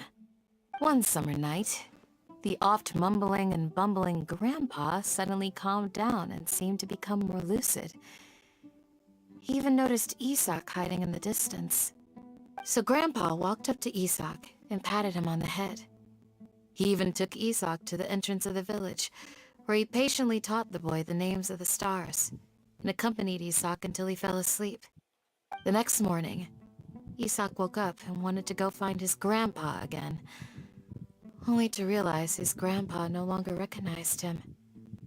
However, even so, Grandpa retained his calm expression. It's said that those who saw the scholar claimed he no longer appeared to be crazy, but appeared to be living in his own world, almost as if he were sleepwalking. Isak was thrilled that his grandpa was able to find peace, and would follow him all the time, asking him things like, "Grandpa, want me to take you somewhere fun?" Or, "Grandpa, could you tell me stories about the stars again?" All this somehow just makes Paimon feel really sad. It seems like they both deserve so much better. Perhaps. Nearly everyone who lives in the desert has some form of hardship or regret. But even so, we must still continue on with our lives. It's also my reason for fighting. I must continue to protect this land. Lucid Grandpa was probably Nahida. She must have soothed the others' math scholars as well. From the look on Cyno's face. Maybe the people have always had a considerate god watching over them. Huh? What did you say, Cyno? No, nothing. As long as Isak keeps his word and doesn't get in our way, we can take him along. Perhaps you are more compassionate than I gave you credit for. Please accept my thanks on Isak's behalf, Cyno.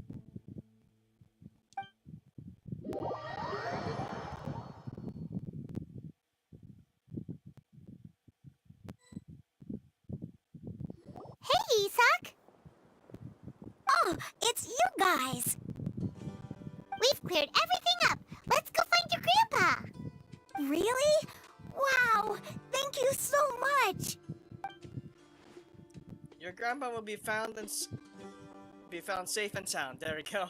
Yeah! Alright. Let's ask the local residents some questions first. Alright. Oh! And that concludes Chapter 3, Act 3 of the Sumeru Archon quest. I wasn't expecting this to be the ending of the stuff, but oh well. Overall, as you've seen in the title, a lot of chaos happened. And it's Harbinger related. And now we're here back in the desert to find out more about the situation. And we'll go do this in the next part later today. I want to rest up for a bit. Digest all what just happened, because it's a lot to take in. So, look forward to a stream, the Act 4 stream tonight. And other than that, we'll see you later.